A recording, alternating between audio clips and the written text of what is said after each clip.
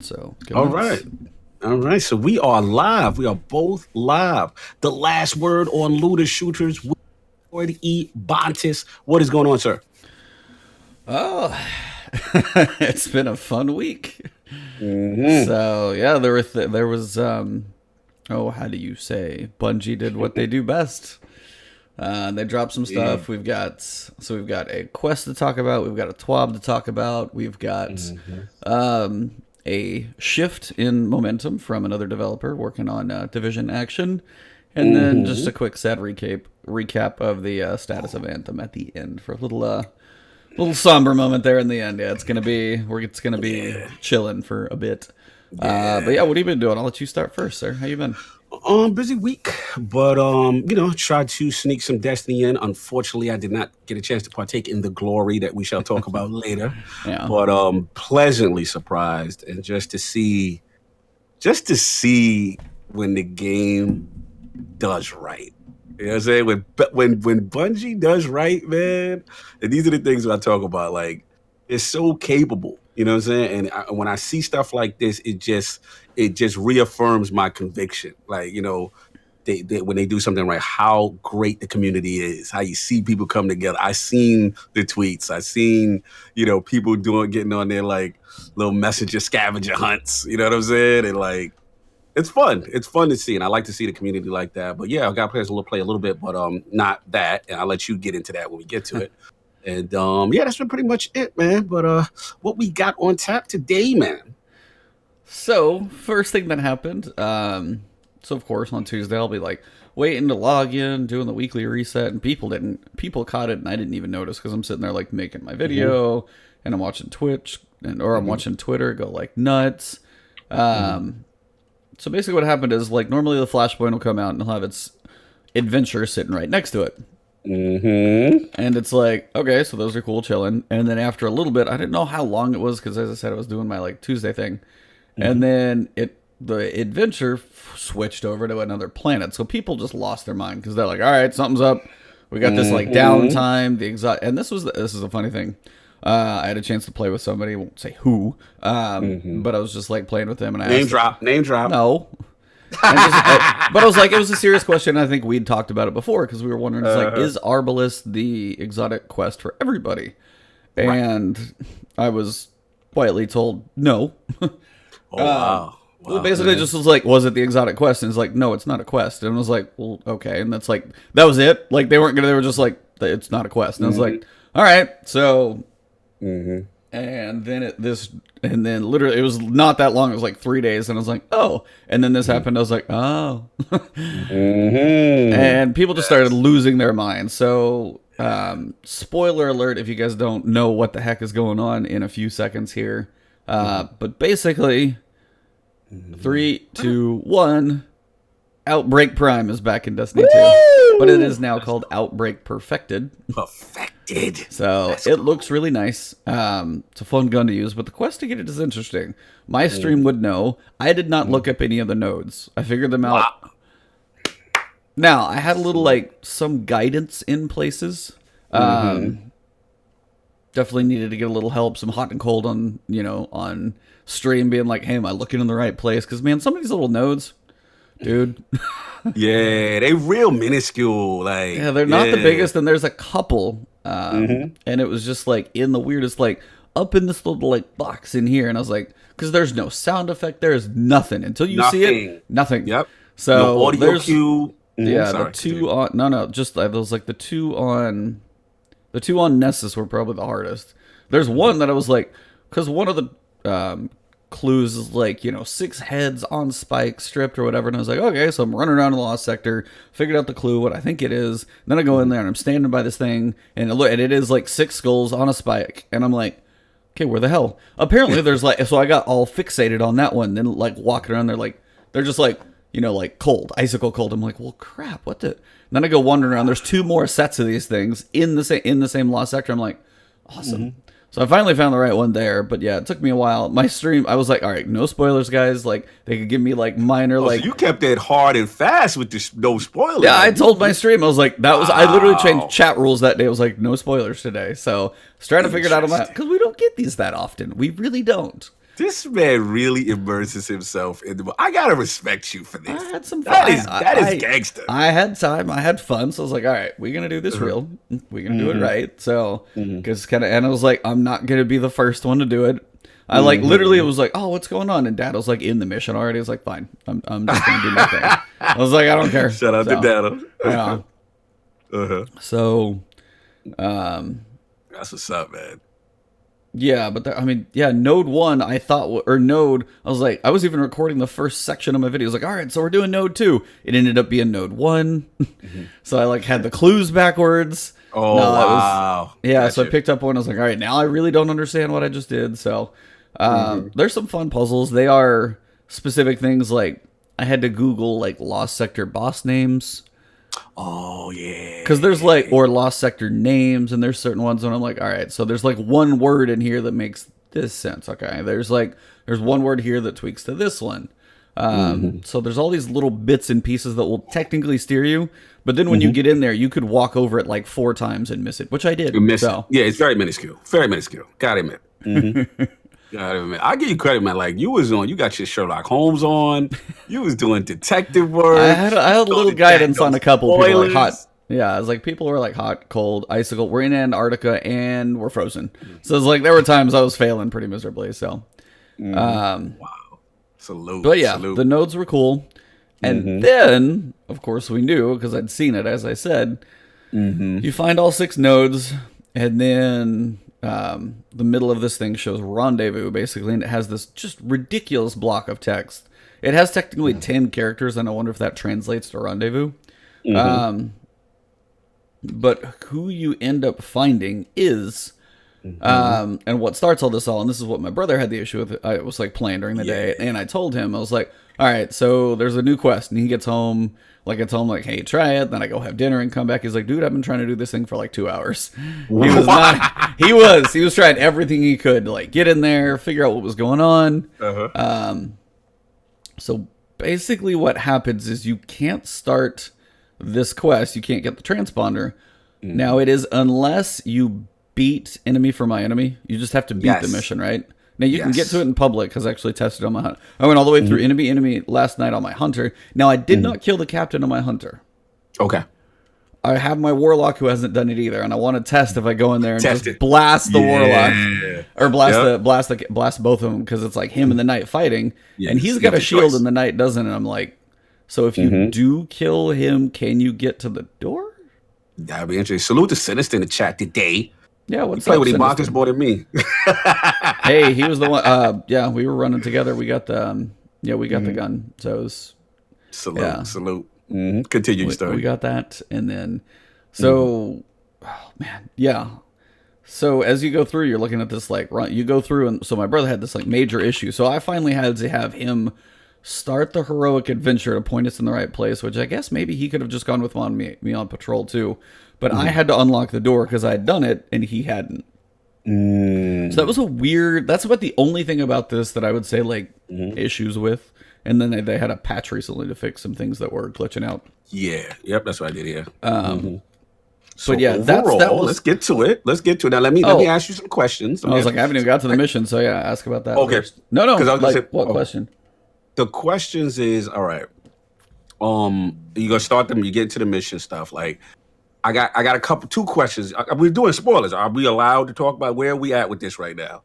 Is this a I said spoilers already. No, I already said spoilers in the beginning. Okay, so, cool. I just want to make sure. Yeah. So my question is, as a warlock who has PTSD from jumping in Whisper of the Worm, like I looked at videos, you but still have it better than Hunters. You'll be fine. Yeah, it looked. I felt when I watched it, I was like, I think I could do this. Like, I felt good. You know what I'm saying? From what I saw. That was the first. And then the second thing, do they have ominous, annoying, scary music and people talking to you like how Zol would talk to you during the... I hated that in the Whisper. I hate... Okay. Oh, so, what's the vibe of the music when you in there? Give me that. I mean, it's like... Like what? It's a new track, well, I mean, right? you're back in the tower. Back in the old tower. So I was specifically trying to listen to that one on one of my solo like practice runs. I haven't soloed it yet, but that will have to happen at some point. Yeah, the music does kind of ramp up. There's a couple points where it's like, oh crap. No, it's fitting. I think you'll like the track. I know you usually dig the music. I think you'll like the track. I don't know specifically how to describe it. Not scary, not like ominous. It's pretty quick. It's pretty upbeat. Yeah. All right, so upbeat. Cool. Because again, I'm PTSD Warlock here. Whisper the Worm, tough jumps, ominous dark place. Zol talking very strong to me, and all the hunters, you guys all ahead, flying and zipping around, and I'm in the back with my floof. And I'm feeling the tension, and I'm seeing the clock, and Sinister's laughing at me because I keep dropping and making stupid mistakes, but it's not that. Okay, so I got that. So then the second question was the Warlock was never hard to jump on Whisper as much as I ran that thing, because I needed an exotic pair of boots to skip one part in the Warlock, or one part of the jumping, and with the Warlock, I just literally landed it, and I was like, okay, moving on. Okay. So I was like, nah, you'll be fine. I've watched, honestly, most solos I watched, just due to the survivable nature, and also with Skull of Dire Ahamkara, most solos I've seen are running it with a Warlock, actually. All right, cool. All right, so now you start from your experience. Then now you get the mission, you do the rendezvous in the farm at that, which is dope. Yeah, it's like in the farm, you go back to the farm, you go underneath the big thing, and it's pretty obvious, like, where's everybody at? 14 name tiles are sitting down below the building over here. I'm like, I wonder where to go. Oh, wait, all the blueberries are in there? No, not blueberries. No, honestly, it was one of the funniest things I think I've seen while playing during this mission, and this is, like, kind of want to bring back, it's like, when Bungie does something right, it will bring people back. Yeah. This is what I've been saying, dude. If they do D3 right, they'll bring people back. Oh, what is that? They should do this. We should take what we got before and accept it. We should keep it. They're working so hard, and we shouldn't interrupt them. Don't you start. Anyway, we'll continue. We ain't gonna do this. Continue. But no, it was hilarious because everyone I saw, like those 20 people on the farm, all had freaking titles. Many of them were Ravensbane. A lot of them were high-level people who put in work. And they're like, hey, this is something new. I got to get it. I got to jump on. Those were a lot of people I saw. I was like, Curse Breakers. Lots of Ravensbane. Yeah, it was a lot of Ravensbane, actually, that I saw specifically. I was like, so these are your high-end. These are what's here. So that was cool. Keeping the hardcore happy. That's good. I like that. Mission starts, and... you're in the tower. You're kind of in the tower, back in the city, the old one that got busted up. And there's a moment where you're about 2 rooms to the second room of enemies in, and you realize you're standing on top of like, what would the little place where like Ava Levante was, and the okay. And like where your vaults were, and you're like, you kind of realize it's where you walk in with Zavala, and he's like sitting there holding it down in the first mission. So they're using like this old first mission. Yeah. Fire. Yeah, it was. So that was like, I was looking around, I was like, oh shit, we here. So nostalgia, baby. That was pretty cool. So yeah, going back to mission 1 of Destiny, using that one well. And then you start working through. I mean, the enemies, there's so many shields. There's tanks. What? Do I now have Arbalist buyer's remorse for not getting it when I was on my protest? Well, yeah, that's your own fault. What can I do, E? What is there? There's options. You're not gonna solo this thing your first time. There's just run with people. You'll be fine. I did see one where somebody was running for speed, and they were using the Arbalist to pick off other things while other people were doing other stuff. So I mean, it does actually serve a purpose, because something like match game isn't on and nullifying it. So I mean, I saw you could have one person run it for sure, because I watched a video of people doing that. It's interesting. So I mean, it actually does have a decent use for decent amount of ammo, especially if you've got reserves, popping shielded guys in the face, kind of getting a good break on them, extra damage. Like, I mean, there's places where it would work really well, especially if you're like, hey, I don't want to pop my heavy on these servitors. Hey, let me pop it once with Arbalist, and then you can do some extra damage. People want to run it with Recluse. Like, there's options. You don't have to. But I mean, just because you felt like boycotting the game not to get an exotic, that's your own fault. Listen. Do you know how long that thing actually took? Listen, I've made my point. I made my protest. The PvP community was very happy with me. But listen, here's the deal. We ain't gonna get into that. I was like, you'll have to let me know when this thing drops for you because it's gonna be. No, I'm gonna get it. I'm gonna definitely get it because literally every week I watch your Zerg video, and then I go get what I need, and then if I have my 97 shards, I use a faded. It's not gonna be in the faded. It's not gonna be. Oh yeah, but they got no choice to give it to me because all I got left. No, Phoenix yeah, Protocol. they do. No, it's not in faded. I know, but listen, I'm gonna break it down. All I got left that I'm missing is Phoenix Protocol, and my Lord of Wolves still didn't get that. You know what I'm saying? Maybe one of them. But here's the thing. Now I'm not gonna use faded no more after that. So then it becomes RNG, and the way the algorithm works is, what you don't have, we're gonna try to give you more. So I'm gonna get it. So stop it. Continue. Check back in like 6 months, you'd be like, man, that Arbalest. Be like, this thing's really hard to get. I know. But so that was your loadout when you went. What was give me the loadout? So mine. So honestly, like first time I ran it, I was running Hammerhead. I ran Borealis, and then just my go figure. So I had Borealis because there's just so many shields. And then I was using that to kind of mix it up. And then Hammerhead was just still a good machine gun, pumping out some damage. Really what you're going to do, and it's honestly the way I ended up running Whisper later, is you have a lot of shields. And for me as a solo, with a group, if you're just like, I got these, as long as people can kind of run and stay together, you'll be okay. But as a solo, same thing I did for Whisper, I had primary ammo in my energy slot that I could switch guns out all the time. Be like, okay, so I got like Kindled Orchid, so I have Kindle.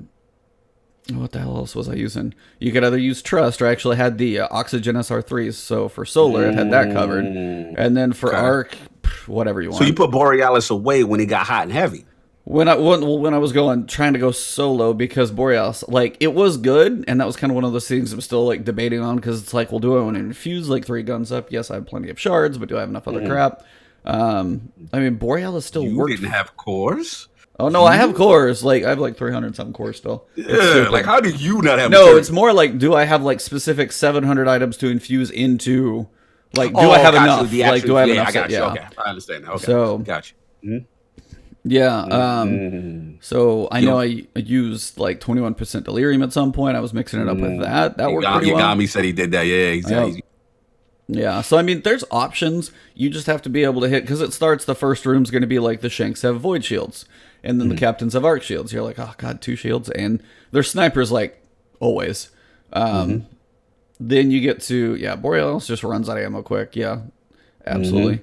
Then the next room, the Shanks have arc shields. There's the big heavy Shanks with solar shields. So it's like, okay. So then you get to the next room. You got servitors with void shields. So it's like, first 3 rooms are this like quick rotation of all the shields. So you have to have some way to combat them all. They make you work. They're making you work. There's a tank. Okay. So honestly, what a lot of people will do, you might have like a heavy machine gun for the first couple, but as soon as you start seeing the tanks and later on towards the final boss fight, Whisper's crucial. Really? Yep. Because it's distance. And there's so much coming at you. Distance, and again, if you can hit a big target in the face or in the tank leg, because there's 2 tanks in the final room, that spawn about halfway through. So what about good old Reliable though? I ain't hear you talk that Thunderlord talk. It's an exotic taking up a slot. It's like if I have to switch, if I have to move it around, limits you. You're right. So basically, you going energy. Yeah, I mean, if you're gonna go as your versatility slot. Yeah, that's the same way I ran Whisper solo. Was the same thing. It's like I would take like a solar pulse rifle. I think is what I'd use. Switch over to my arc bow, or no, void bow for the middle part of Whisper. In the end, I would switch over to like my misfit for all the little stuff. In the end, so same principle, but like even harder to an extent. So. Because a lot more shields, and you've got to fight. It's not like run through a jumping puzzle, and if I could get through the jumping puzzle in Whisper in like 4.5 minutes, I got to where I could do it close to 4.5 minutes, like had it down pretty packed. This one, you have like a fight to get through. Yeah. And I've watched. I did the normal version of the jumping version about 6 minutes, 20 seconds ish. I was kind of doing a run. Like but it took me a while to solo kill the enemies. But I watched even like Esoterics doing it in like about 6 minutes. Like that jumping puzzle to get through is about 5:45, 6:15. Like I mean, 30 seconds in there. It's a solid 6 minutes. It's a solid. Yeah, I looked at the jumps. They didn't look difficult or something I wasn't capable. I just said, man, this is a long section. Yeah, it's a Like, good solid 6. yeah, Like it's that's the about how vibe long. I got when I watched it. But Yeah. I felt excited. The fan part looked funny. That tell me about that part where that wild electricity is coming to get you, and that part concerned me. We have not talked about the terror that is Trevor. Yeah. Trevor, apparently bring it by down. name, since Bungie tweeted out the TRE-VR Yes. or TR3, whatever. There is some hilarious Bungie tweeted, or somebody tweeted a video of like this guy just like losing his mind, screaming like a little girl of this thing, like running at him and stuff like that. So basically, you've got kind of, and it honestly reminds me of the movie Maze Runner, if anybody saw that. Because it was funny on Maze Runner, like my wife and I, like, we don't read a ton of books together, but it was a car trip and we read them, like we listened to the audio books for those. So in our mind, when you see Maze Runner, like before we saw Maze Runner, in our mind, I was like, all right, what is this crazy, because it's like the monsters out in the maze. Like, what is this going to look like? And it's like, oh my God. And so it's like you see the movie, but it's like, it's again this thing just with like mechanical arms and crazy. Basically, it's this just crazy thing that's just going to terrify the crap out of you. Because at first you're like, oh, get away, get away. Yeah, it's like, it's kind of awesome. Dope. So that part is a maze where you have to hit, there's like 4 boxes. Take a big square of a room, divide it into 4. There's kind of a mini rectangle in the middle for like kind of moving around, but then off of that rectangle on the 2 sides on the left and 2 on the right, there's 2 squares that have switches, and you got to hit all 4. Well, the whole time this crazy robot's doing laps on it. Yeah, and he's gonna go like off to the side and chase you down if you're hitting the switch. Sometimes there's like shock walls that are up, like stopping you from moving. So, like, depending on timing. Now, you can solo run. If you just drop down, wait for him to pass underneath you and go to the left, you can get it all. I've soloed it at this point, but that's so you have soloed this already? I haven't soloed the mission. I've soloed the run. I've got to get my enemy clearing in the first part quicker, so I have more time to finish the end. But I've got the maze part pretty much solo run. Oh, I'm going to look for that premium backpack carry. Yeah. Oh, I know. Yeah, as soon as I can figure out how I can do it. Sinister, you heard? You heard? He's ready to solo. I need that whisper on deck. I got a ways. Don't worry, I got confidence. See, honestly, like, if I got confident enough to do a solo, and I could actually squeeze it in the full 20 minutes, which I see most people do a solo, like, with less than 30 seconds to go. It's pretty tight. Nobody's just, like, blasting the doors off of this thing. Yeah. But if you had people with you helping to kill the enemies in the beginning, and then you had to solo through the puzzle, if you knew you could finish the end, having people with you just to shoot stuff in the face in the beginning would only make it faster. So that's actually a good thing. Okay. So, I mean, it's honest. Like, so you get through with the Trevor part. You go through more jumping and waiting on elevators and finding the right path. And then you get to the boss room, and you've got... So, boss room is... crazy captain who's got like an arching kind of grenade launcher thing. They're like slow travel, like throwing constant, like not Molotov cocktails because they don't explode, but like kind of arching little mini explosions that fly at you slowly. So he's doing that the whole time. As soon as you do damage to him, there's like giant servitors. Yeah, Skull of Dire Ahamkara is just crazy useful. Yeah. Crazy useful. Now you already got. I was thinking that. I was on my build. No, if you're a warlock, you better take that in there. So go smash the big servitors in the face. Then you have a couple tanks that spawn. Then you have shielded shanks of each type that spawn on the sides. They're arc in the back of the room from where you spawn in. Behind you would be solar, and in the front of the room would be void. So those, again, you got to be able to manage all 3 types of shields. Like, so that's a thing, like both ends of it too. Let me ask you this, because all right, there's the warlocks out there. I've got a sick build right now with top tree arc weak buffed Stormcaller. Like I'm soloing stuff with that build. And the thing about it is, but the way you're describing you need range. Yeah, that the way you're describing, I need range. So so basically what you're saying is it's not going to be like I'm overwhelmed with groups in the immediate tight-knit vicinity. Everybody's kind of distanced out a little bit. Is that what's going on? Yeah, no, it's too. Everything's too far away. So You won't even run it. Slover. Yeah, I mean, if you're a warlock, if you got two warlocks, one can have a well of radiance. Now, one I didn't expect, and I was like in the moment, Ursa Furiosa and the walking shield. As much crap that's flying at you, I was like, super gone, hide, super back, hold it up for a while, super gone, up, super back. So I was literally just like, I was taking the tanks. Like the tanks were hitting my shield and just refilling me, and they were handling everything beside and to the sides and up front. They just had the shield to walk through. Couple boxes to peek between, like peeking through. And then, it was Sentinel with Ursa Furiosa, and that shield kept going. I literally just was like, shields up. And as long as I don't take like one crappy like tank shot and die, I had it going for like 3 or 4 times in a row. Sinister said he was feeling. Sinister, you was Slover. Sinister was bad. He's probably died up a car, right? He was Slover? Oh, yeah, he was. Yeah. Yeah, so there was you Sentinel, and then you got Slover. Who's the third? What was the third? My brother. I don't know when he got there. I don't know what he was running. He pulled the cognito, showed up to the party late and said, I think he was late to the party a little bit, yeah. Salute the Stone for doing it. No, he was like, he got the gun, and I was like, I don't have to do that again, right? And I'm like, I don't think so, but yeah, there's more to it. What did he run, if you can remember? What did Stone run? I mean, he always typically will run a Titan, generally. So he ran, what class? Like what? Generally will live on Sentinel, so he was probably some variation of that. Oh, so you were Sentinel and he was Sentinel. Yeah, but I don't think he was like, you could have done more with like throwing hammers or something with range. Like the Titan Sentinel shield had a benefit if you had other people that could pump out the damage.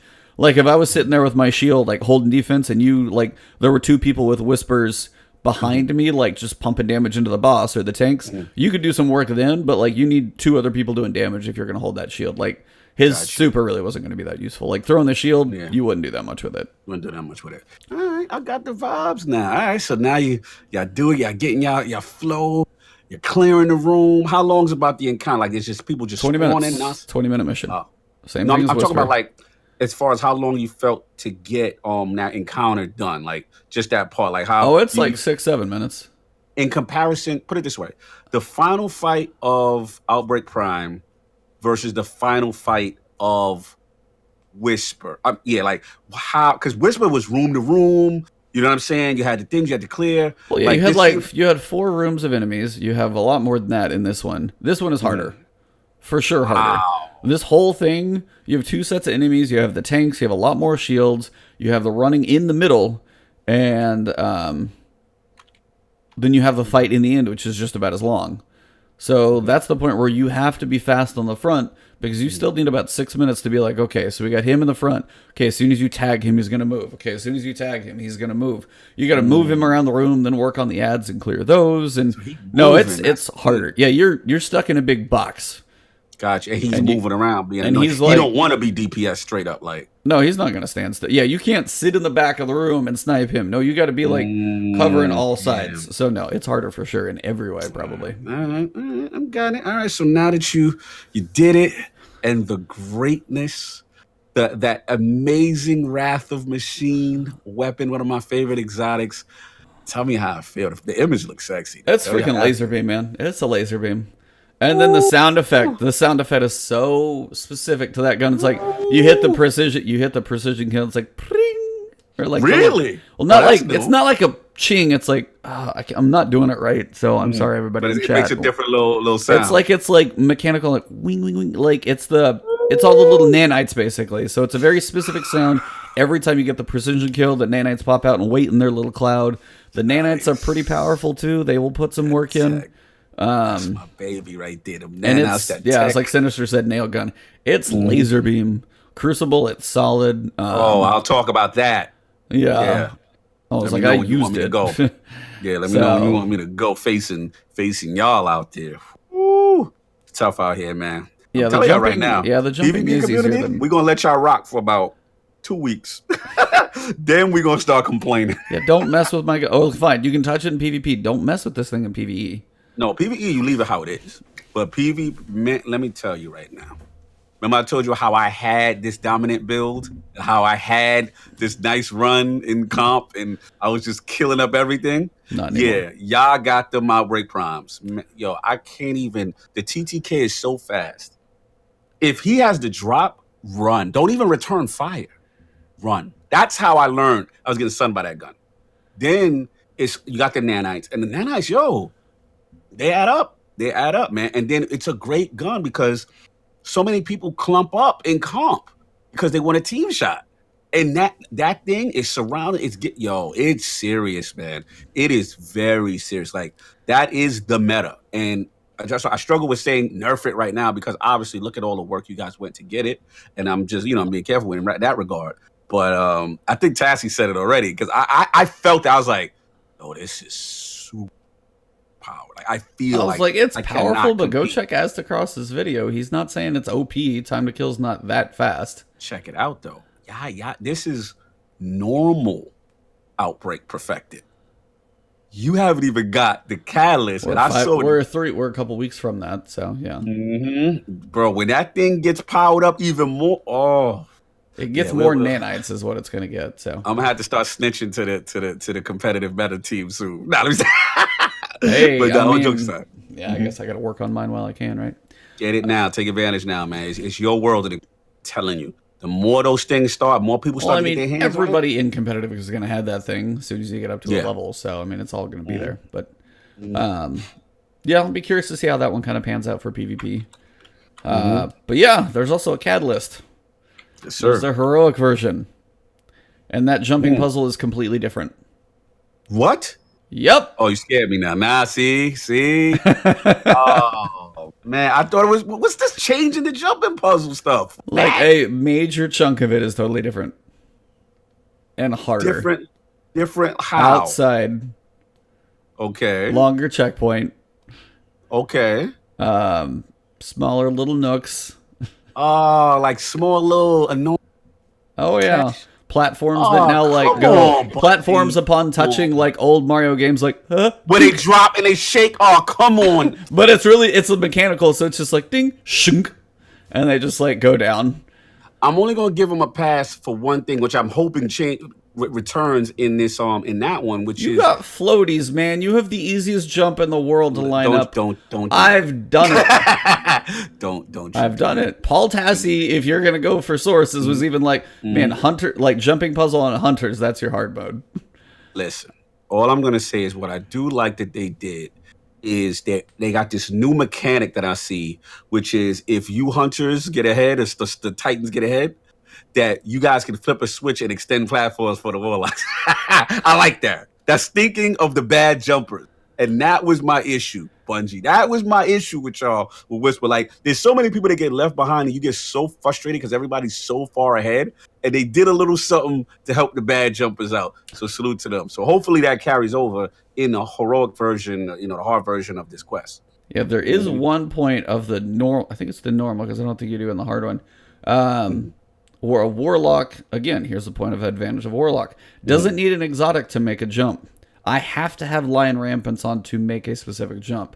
It's a shortcut. You can either go like down, down, down, underneath, over, up, or you can fall, jump, and go. Fall, see, warlock. That's see, the warlock we're catch. so bad at jumping. We have natural mechanism fall mechanics. So when we fall, we can glide. No, you fall in midair, air brake, and then you move. Woo! So it's like, yes, that helps. If we missed the jump, you guys got all the verticality, right? So if we missed the jump, we can jump just about as high, dude. Don't you got the triple joints? What's the ones that gives you? You got the what's the old D2 one? What was that one? What's the name of those boots? Those hunter boots? Oh, I'm forgetting. Remember, I don't play my hunter, man. I hardly play my hunter. No, but I'm talking about the hunters though. Stompies. They still have that. Yeah, the stompies. There we go. Yeah, it's like, no, I'm not on my hunter, much less a triple. But yeah, no, mine's the lion rampants because I have to do the same thing, wait to fall, and then catch it, and then hopefully glide over and hope my lion rampants hold it. And they do. I was like, and you can shorten that thing up big time because I was watching Sinner, so I was like, dude, let me catch up because he was on the warlock just hitting the float. I'm like, I got to see if I can do this. So I took a couple attempts and finally made it. So, no, I mean, and this isn't going to be something everybody loves because you see like Shackle Shotgun, she put her collection of like Cosmo and Dylan's posts together and stuff like that. And they said, we understand not everybody enjoys jumping puzzles. This thing has it. I was like, and it just does. So it's like some people won't like strikes. Like this new mission, it's like some people may be like, hey, this new mission, it's timed. Oh, God, that's so stressful. And there's jumping. Oh, my God. Like, And so it's one of those points where they do try and vary the content. No, I'm cool with I it, but love it. Like me, I I'm love cool. it, obviously, because I'm biased. I haven't But tried it yet, but from what I've seen, I'm cool with it. You know why? Because again, the difference with the jumping that I see here is that with Whisper, someone's antagonizing you. The mood is there's like two annoying. voice lines. It's annoying. Yeah, the All right. music and Whisper though, music and Whisper still may beat this to me though, because music and Whisper, because Yeah. I played it so much, was so good, Yeah, so it's cool good the and it's first time you went in ominous. there. You know what I'm saying? Yeah, But why I think I'm gonna like this is that remember Whisper, you got bricks pushing you out. You got like all these hazards. You got like the taking dust poofing you into the air. It's so many things trying to mess with you en route. Whereas this is just jump. It's just literally go here, go there, shoot that, do this, go up. Like to they me, took it all seems. of those things that mess with you Mhm. and they put him in Trevor. Well, Seriously, that's one part. Yeah, that's one yeah, I part. was like, you get to that point and you're like, oh, I'm totally shit. No, and But trust me, that all your seems other funny. stuff. That So, seems funny. I could deal with that one. I could deal with Trevor because it seems hilarious. Like, oh, I one entity chasing you, so to speak. That's fun. But all this push, block, move, this is going up, this is rising, the wall is moving on. Nah, fam. I'm not trying to do all that. And then I'm jumping, and then this little butt, was it the taking poof thing that knocks you into the thing? yeah, Nah, man. I'm good on that. I'm good on that. So this I'm cool with. I like what I'm yeah. seeing. Mm-hmm. When you get done with when you get done with the heroic version, then we'll talk. Yeah. It has a few tricks up its sleeve. If somebody doesn't honestly, most people will run ahead and like. So this is something they did do in this one. If you are the first one through, you can basically hit switches to make the jumps much easier. That's what I was So saying. they help people get no, but I was gonna say is like there's a certain point in the heroic if you don't know and like the first people trying to figure it out, there's a like fire things over your head on a walking part where it's just gonna basically cook you. Really? Oh yeah, it's not there in heroic, and it's the same room, and you'd be like, "Oh, I'm totally." Never mind. Really? Okay. All right. Interesting. Yeah. Okay. So I mean, people figured this thing out. They know where to go. So this one may feel easier, and that may be why, in comparison to Whisper. But I guarantee you, the whole mission overall harder for sure. Yeah. Just did the enemy fights twice, but like the jumping puzzle, now that we know how it works, may be easier. But in the grand scheme, like there are certain points having to figure out in the moment. Like, so there's a point called the vault. Okay, you land in a room. Where do you go? It's a closed off room. There's no obvious doors. There's one door with a symbol on it, or if you finally looked around, then the door opens when you go up and like touch the wall. So it's like a secret door. It's like an escape room. Be like, oh, is this the one? Oh, okay, here we go. Now we're out. So it's like there's a lot of stuff to it. No, it's like I'm waiting. There's a guy on Twitter, and I forget his name. Thanks to Cactus, there's too many notifications out there. Hey, your screen break. Your light just poofed up when you turned that on. I know. I was like, oh, what? And then, yeah, but no, Nine Hydra's senior world artist on Bungie. If you don't follow him because he said 0 hour art dump incoming tomorrow. Oh, all right. Dope. I'll get that. Go I'll check get that on one out for sure. So yeah. Overall, a tremendous an accomplishment. I mean, I love it. The heroic's even harder. You get your catalyst that way. There's this ridiculous puzzle that people figured out. So that thing's actually been solved already. So I'm not even gonna try and solve that one. And that's within the. That's within the heroic. Yeah, it's within the heroic. And I think Glad did the solo heroic full clear with the void with this little key card crazy. He did all of that in one run apparently. So wow. So whatever happens with this whole puzzle is the more times you hit it, I guess, or up to a certain point, you get time for doing it. So it's some sequence of that. I don't know where it all even works. So, yeah, there's people doing crazy stuff that I'm not going to do. I was literally following Esoteric's channel just to wait for him to put up a solo. He did. It wasn't even 24 hours and it was up. And I was like, yep. Salute to the non-human. Salute to our Android friend. Man is a beast. That's what's up, man. Yeah, so this is a good thing, man. This is a good thing overall. And you're happy with the weapon you're running. Has it maintained its spot in your loadout right now? Can you put your go figure down for a second? So here's the thing about it that is surprising. So take a primary versus almost any major or a boss. You're just gonna like peck at them. slowly. This thing starts building. The more nanites you attach, just starts working these guys. Like, I watched my damage numbers go from like 2,000, 3,000, 4,000, 5,000 per shot per bullet. So it climbs. So I tested it on, it's the Fallen Saboteurs, like the big servitor south of Trostland, like the one on the bridge.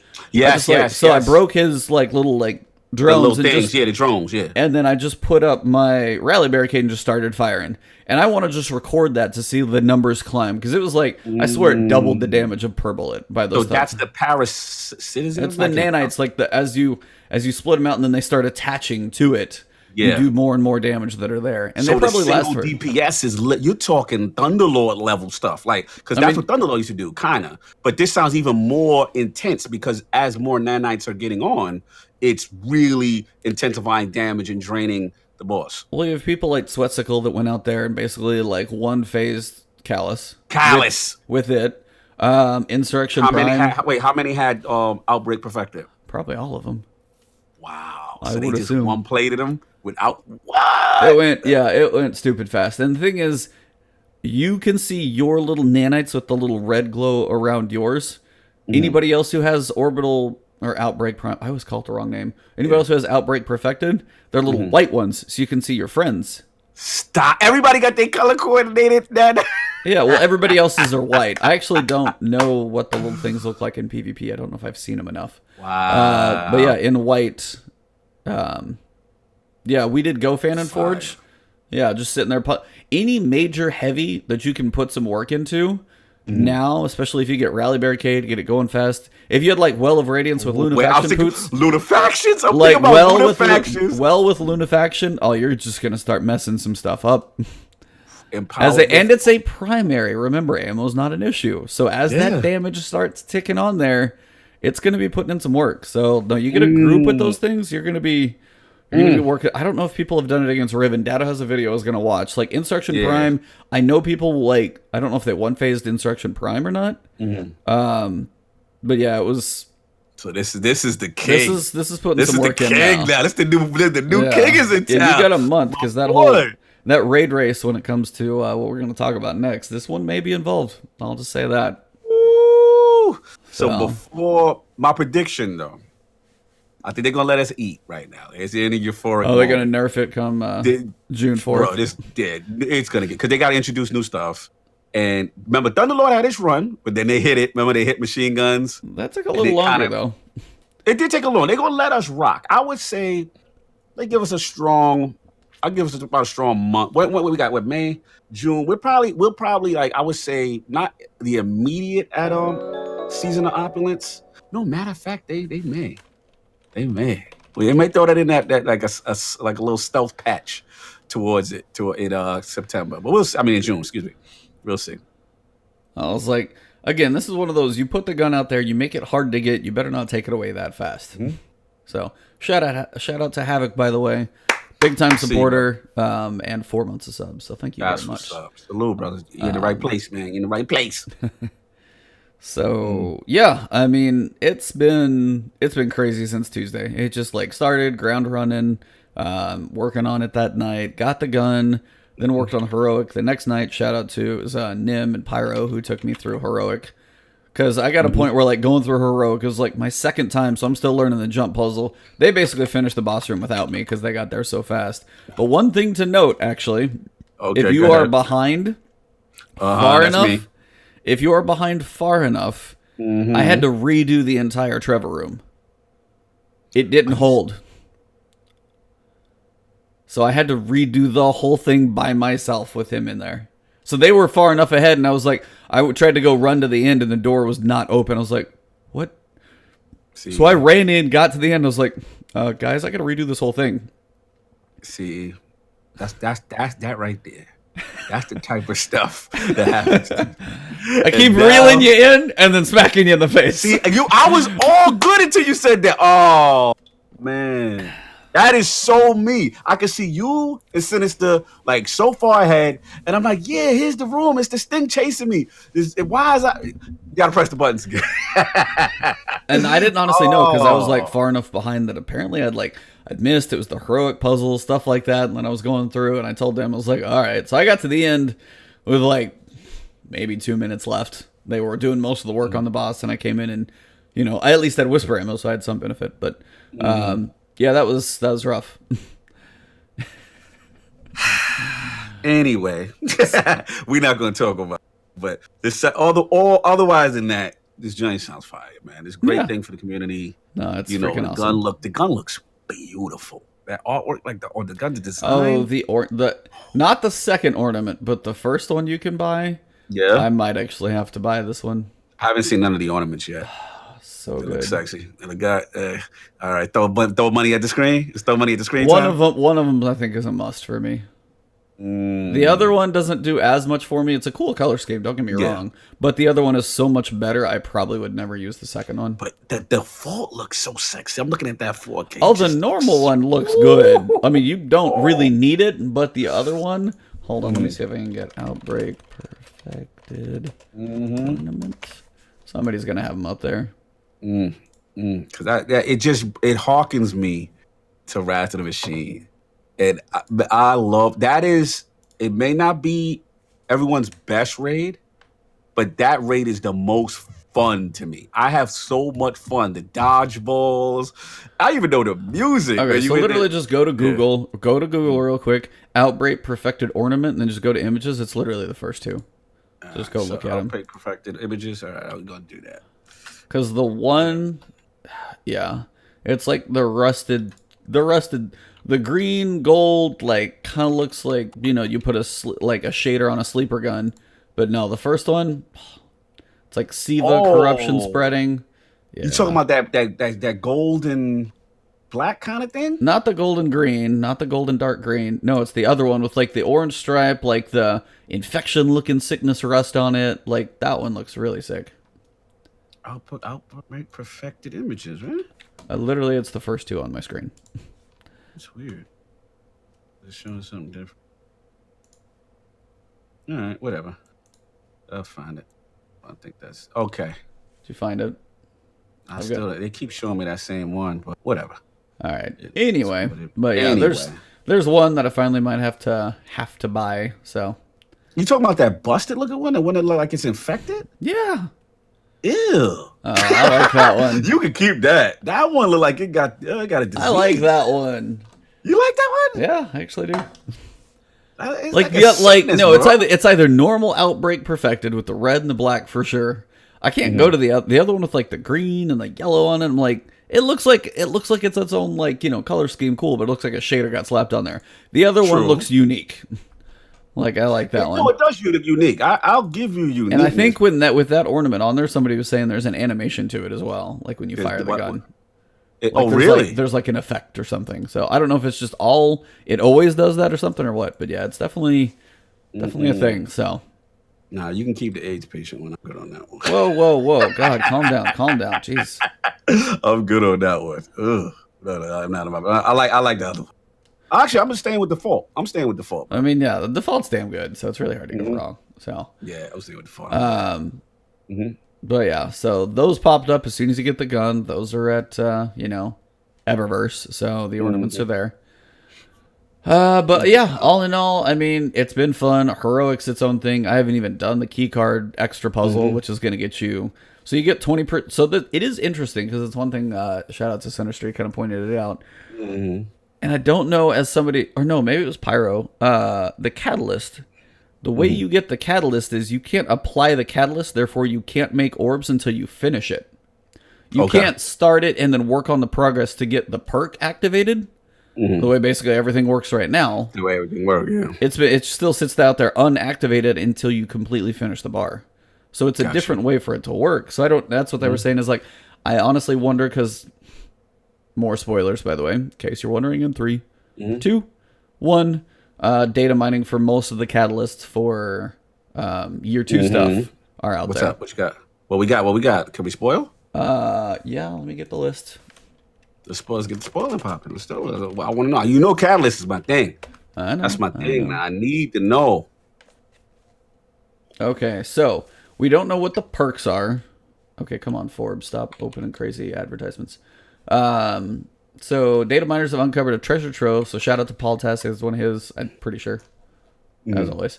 This is just a list, quick one I found. So there have been. So here's a list of year 2 catalysts that have been found and a glimpse of what they'll do. Now, sometimes they'll have perks that actually change it up in case there's other things to it. This is your stats, basically, is what the glimpses are. And again, this is where data miners sometimes can kind of ruin some stuff. Shout out, but there's only so much they can do when you have PC. People just figure out how to break it down. Right. Most of it actually ends up coming from the API though. So malfeasance, Malfeasy range. What we got? Plus 20. That's great. Cerberus plus 1. Stability and reload plus 20. Okay, I got Cerberus. You know what's funny? I didn't use it. Do you even use I that? I don't use it either. So I don't use it. All right, whatever. Black Talon magazine plus 40. Okay. Wave splitter. Still gotta wait on that one. Yeah. Yeah, it's exclusive, right? Range plus 10. Ammo capacity plus 30. Sounds good. 1,000 voices. Getting a catalyst? Stability plus 30. Ammo capacity plus 20, which is probably one more round. One more round. Yeah. Trinity Ghoul charge time plus 20. Damn, these are the whack exotics. Come on. They gotta get better. Lord of Wolves magazine plus 40. Stop! Don't you start. Are you serious? Yeah, that's the only weakness in that gun. Ooh! Send me the thing in the chat, the personal chat, man. Send me that link. I can't touch Discord right now. It's in video. Oh, it's in Discord. Okay, later I do it. What? The Lord gets the. Oh, let's go, baby. I'm ready. So the Queen Breaker.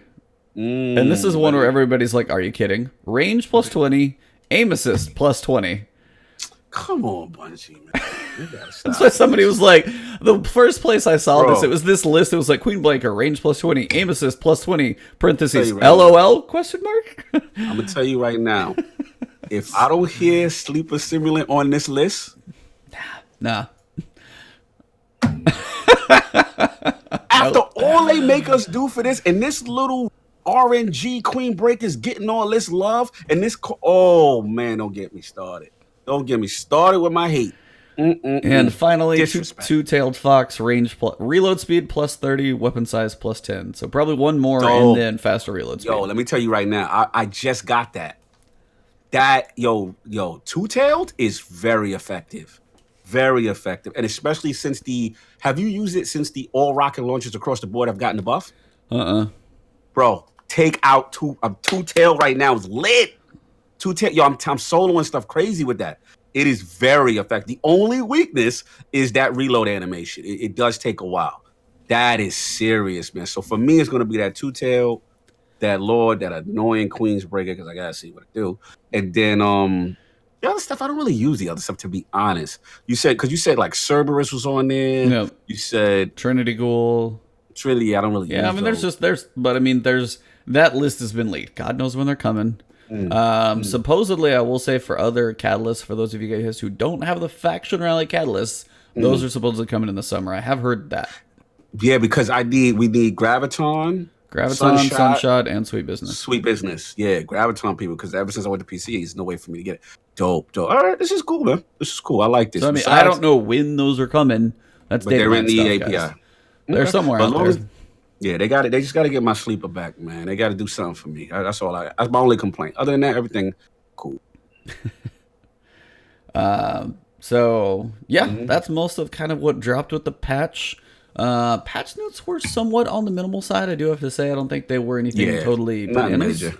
I mean, we had Spectral Blades kind of get their adjustment. I haven't seen an abundance of those in PvP. I have. It's still going down. Still there? Still getting wrecked. But I wouldn't say it's obnoxious. I felt, when I lost to it, it was fair. You know what I'm saying? But it's still dominant. I didn't feel like, it's so, whatever. But, it is what it is. So, I mean, nothing else too crazy in the patch. I mean, basically, it was just this thing got, tucked in with the patch so they could finally activate it. And then people, of course, basically what happened was, I don't know if people would have known to look if the adventure didn't move.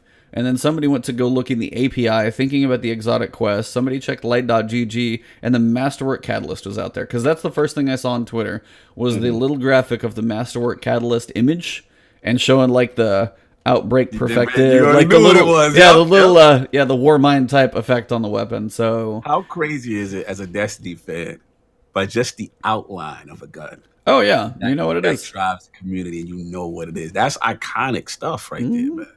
It's Yeah. iconic stuff. So At this point, over under on Gallon. Let's do it now. oh, if it's coming back, I don't want it to. I still don't. But do you think it is? No. You think they keep it out? That's I a trump card they can hold during I a don't dead want. period. I don't want them to. They brought it back multiple don't want it times in either. D1. No, if I they don't want it either.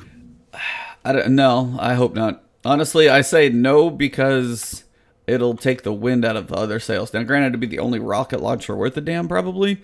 But again, that would be your like required again, because if rocket launchers as powerful as they are, it would hit like a truck, as you're saying. So, but I mean, they did it in year one and then took it away, and then they brought it back in Destiny 1. They don't need to bring it back to after, like for the third time. I think it's good. So I completely am with you. I guess my question is, will they actually keep? I mean, because at this rate, let's is that be going to honest, be like? Is that going to be May or June or July of 2020 before like next gen or something like that to like have some? But fun if we look at it objectively, we're getting literally every iconic gun back so far. Yeah, we're getting a lot of them. And the rumors already got Hawkbone in the database.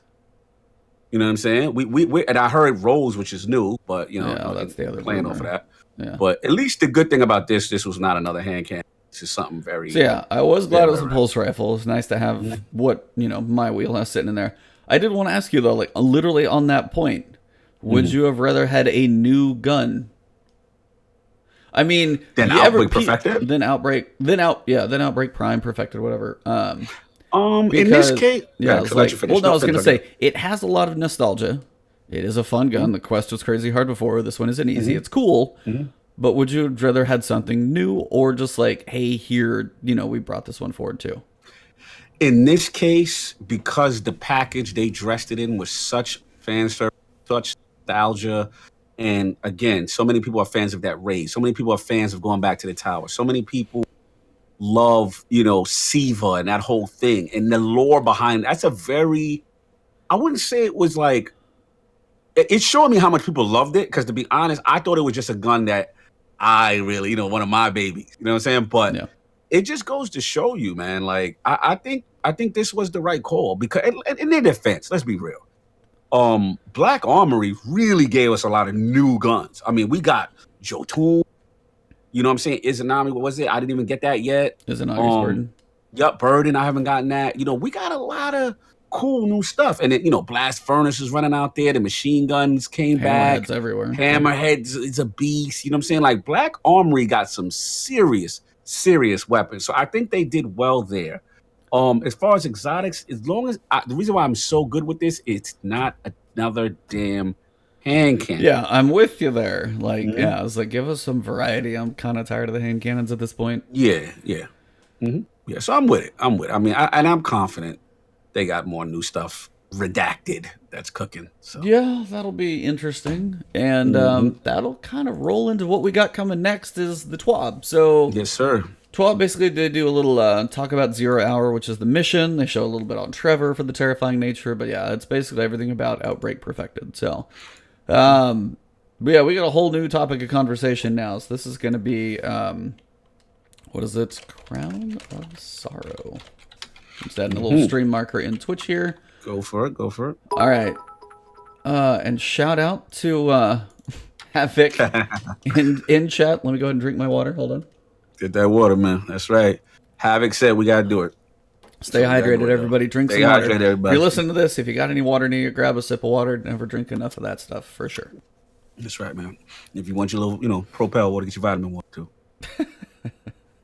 So, Season of Opulence. Woo! We have our first little tidbit of information.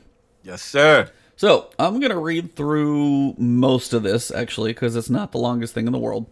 And then we'll talk about it. I just want everybody out there to kind of have completely feel like they know what Bungie's trying to say, and then we'll go from there. So, starting June 4th, Season of Opulence kicks off for all players of Destiny 2. So, as we all figured, that was the date. Had no shocks there. Many of you are familiar with how raids can launch with new content, usually on a Friday at reset.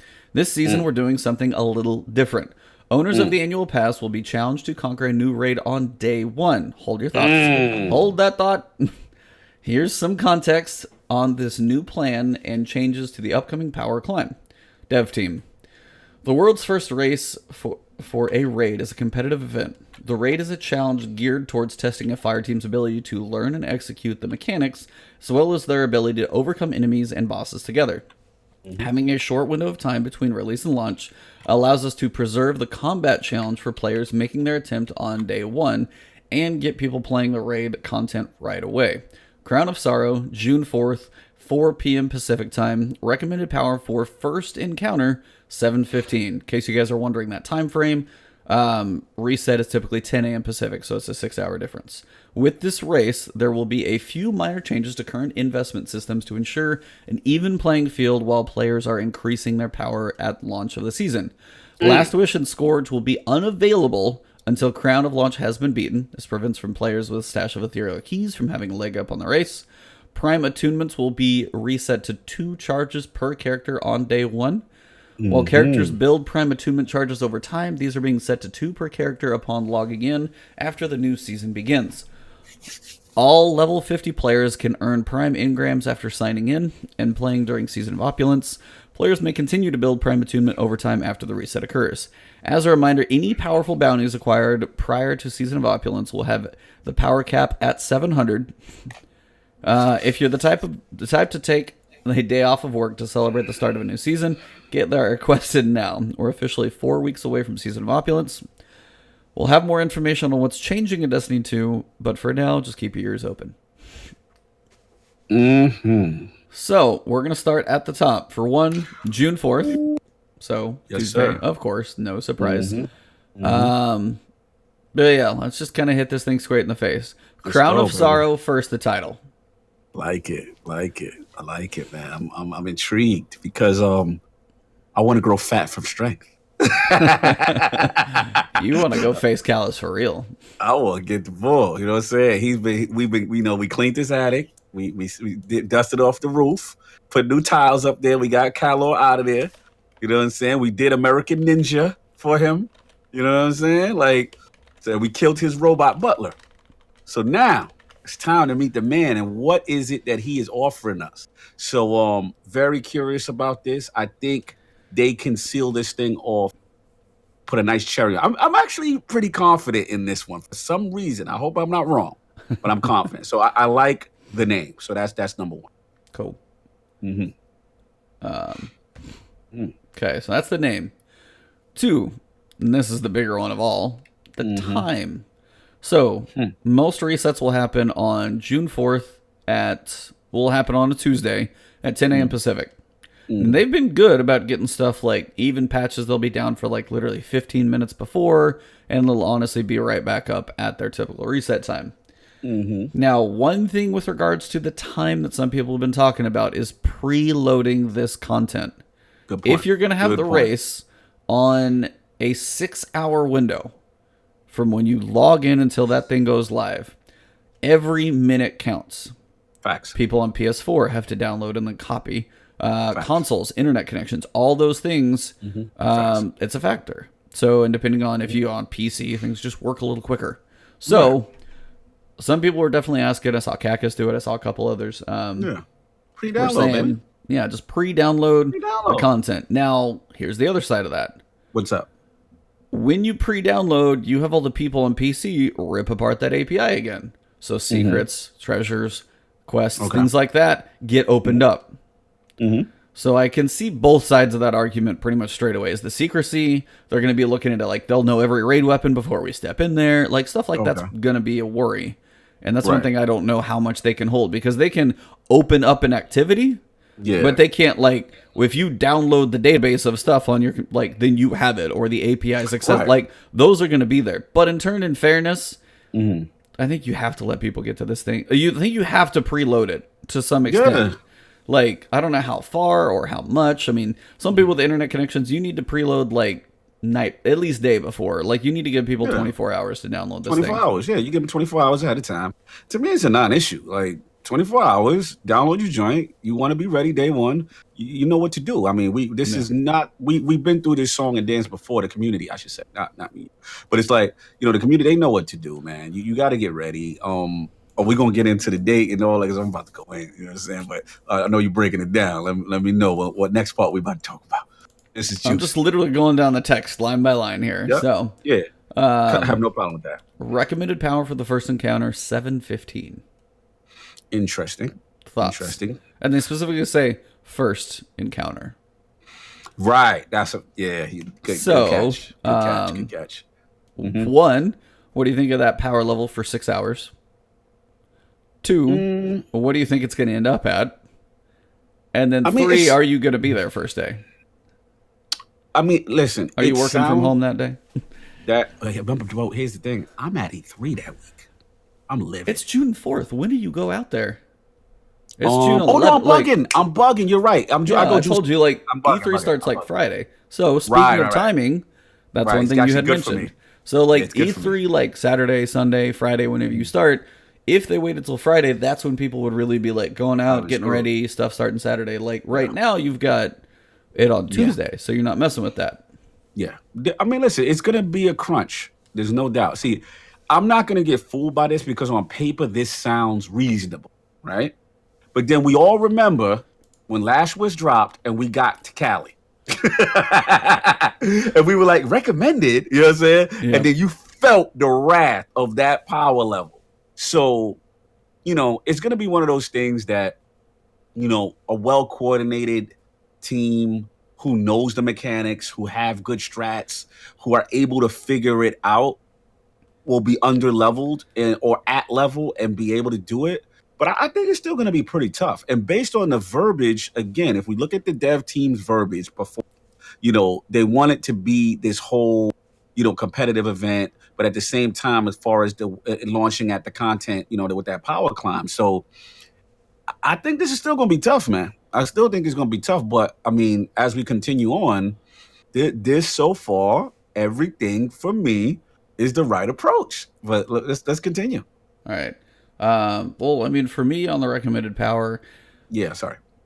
no, but I mean, if it's at that slow pace, if you're like from 700 to 750, it's not that quick pace. It's primes, it's weekly, daily stuff. Like 15 power levels in like 6 hours. That's the first encounter. Man, you might like. That's. That's tough. I was like, tough. you're not. I don't know. I mean, if you're 715, you had. I mean, and there's still RNG in this too, which is going to be a thing. Right. There's still going to be that there. But I mean, you think about what Limited Cali. primes. Yeah, but you limited primes, but you also think about Cali being what did she was like 560, and then the Riven ended up being like 580, 590. So I mean that's another that's like 20, 30 power levels. Yeah. In that 6 hours. So here's the question, that, before we get to anything else, Go for it. I was like, so do you think it's the people who do 6 hours of work and then just go in and try and bash their heads against it, or do you think people are like, hey, we're gonna set a timer and go 12 hours? We're gonna work on the leveling. We're gonna work on this where we are, and then at 12 hours, then we're gonna start jumping in. Bro, I am all about this smoke. And let me tell you why. Because I've been on record for saying it's been unfair for a long time. There's normal people who want raid jackets, right? And there's people that I know that are normal people that when new Destiny content comes out, they take off work. They blaze. They want to be world first. You know what I'm saying? Yeah. I got guys like Gaming Addict, like Lord Ad, you know what I'm saying? Sinister. These guys take off work. They're ready to go. And the unfair advantage was as soon as it started, let's save all our primes from, and all our bounties from Iron Banner and all. Nah, fam. Now we're going to see. This one is the real one. Whoever's getting this jacket, no disrespect to the other jacket holders, but whoever's getting this jacket, I personally have a lot of respect for. Because this is going to be grind. They're not playing. It's going to be right at launch. Everybody's in the mix. Not as much cheating strategies. Not as much. Was that key holding that we're gonna Yep. get into No keys, and no other stuff? engrams, no bounties, no nothing. Yeah, this is what I'm talking about. I want to see Joe Schmo from Wichita that won it. I want to see some dude in Oregon. I want to see some guy that we never heard of. And we like, yo, that's what I'm talking about. I don't want to see, no disrespect. I just want to see a common person who puts that commitment in, takes the day off, and says, you know what? We got to get this light up. We're going to blaze out from the fourth on. And it's fair, man. It's fair. That's what I'm really loving so far everything that I'm hearing. Joe Canuck from Canada. Shout out to Vagabondo. That's what I want to hear, man. I want to see those stories where, listen, it's all good when our favorite streamers are up there and they're winning. But come on, E, how cool would it be, right? Somebody that, or just yourself, you know what I'm saying? Like you and Stone. And I'd be like, yo, they're my boys up there. Woo! Okay, if that actually happened, I'd like laugh so hard. Exactly. But I would know you took off work. You put in the work and you guys figured it out and everybody's battling. Think about the screens now on that world first. Because now, again, no disrespect, not calling nobody out, but your favorite streamer, right? We ain't got to just pay attention to 2 or 3 favorite streamers. We're going to be looking at everybody like, oh, man, look at Joe Canuck from Canada. Oh, wow. You know what I'm saying? Like, oh, he's here. And then think about this. Think about the growth for a little channel. Right? Oh yeah, no, like there's gonna be some people that get some love on this one for sure. Hopefully, man. I want to see those small content creators shine, bro. I really do. And if one of the big guys do it, great. But at least I know that everybody was in the mix this time. Yeah, you know, that's all. So I'm ran over, but I'm loving this. I know it's tough. I'm not gonna say it's not. It's tough. What they're asking, like you said, 15 power level. You know. That's going to be tough to do that in that short amount of time. 4 p.m. Pacific Standard Time goes live. You know, it's going to be a tough crawl. There's no doubt about it. But I want to see. This is a new approach, and I'm very shocked that they took. I want to see how it plays out. So this will be and this is going to go back to the question that you didn't technically even answer yet. Sorry. No, you're good. I was letting you go because honestly, you're saying a lot of things I was thinking of. I like how it's fair. I like how it's like, I mean, it is RNG is probably the only thing that's going to be like the question mark for a lot of people. Be like, I got like 6 marks in a row, man. I'm out. Like, I mean, you're almost going to have like people on your bench just being like, dude, I got the best RNG in the world. I'm ready to go. Like, those are probably going to be a thing for sure. But like what I wanted to say is, what do you think the strategy is going to be? Do you feel it is take your 6 hours, burn what you can, get in there, and do you think you'll be able to beat it? Or do you think it's like take 12 hours and be like, hey, we're working longer? Like, what is that magical? Do you think like, what do you think is going to be that like point of, and then some people were saying this too, is like, what if you have like 6 people go in, you got 6 people in bench still leveling, watching the stream, learning the encounters, be like, all right, tag one of them in, he's a little more powerful, and start switching people.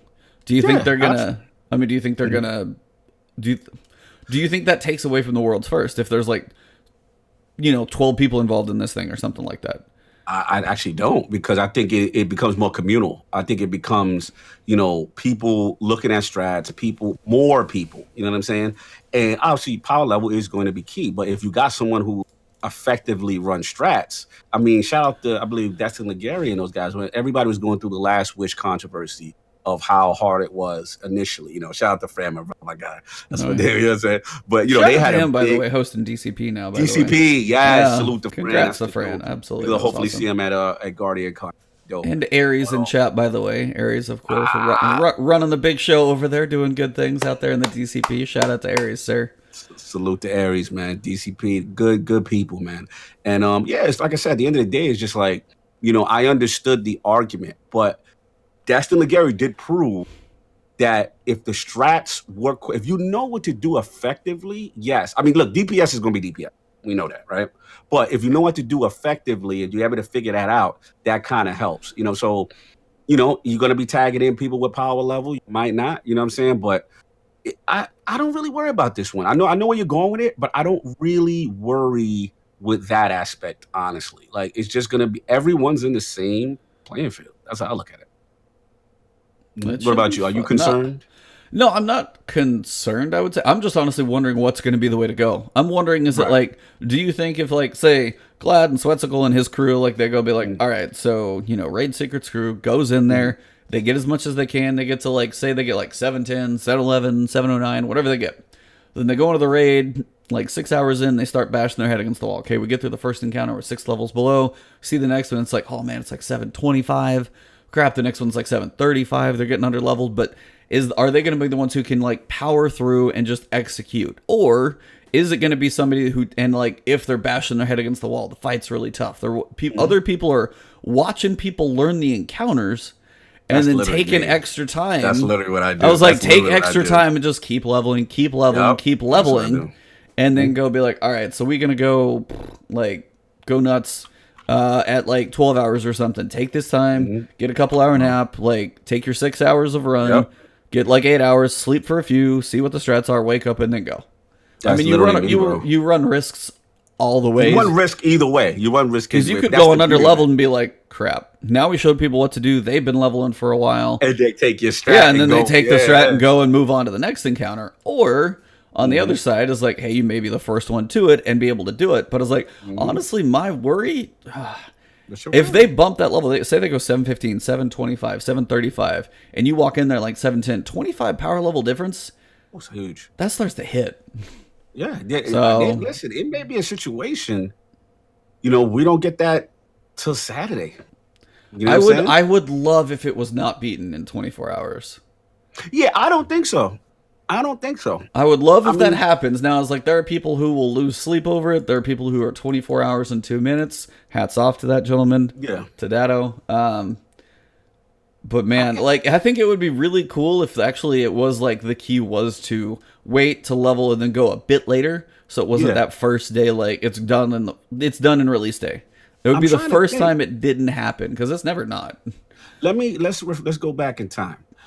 Vault of Glass that wasn't available day one. This is unique territory. Oh yeah, they've never done day one ever. Right. Shout out to my article I just put up. LordsOfGaming.net. Yeah. Check that out, y'all. Put it in there. But I just talked about it. And I said this is a monumental shift in approach. And this is them prepping differently. And this is an experiment I like to see. Shout out to Carpet Man for bringing me down to earth. He was like, but wait a minute, isn't it a raid layer? No, it's a raid. Oh, it's a raid? They said it officially? You're right.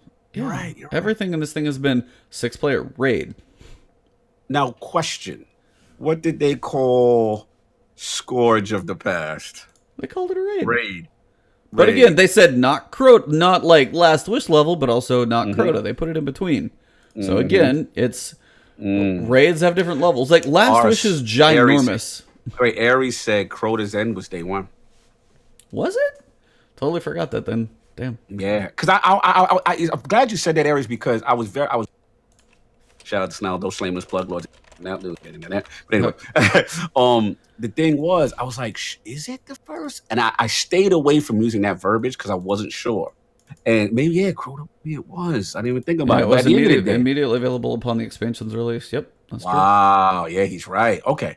So they're going back to that, thing. At the end of the day, I like it, man. I'm excited, bro. Like, this is the type of stuff I love about Destiny. And this is where, shout out to Addict, my boy, he's not here. Hopefully he listens. This is what a raid does. This. You see how we talking right now? Oh, don't it feel good? Don't it feel good, E? That's what I'm talking about, baby.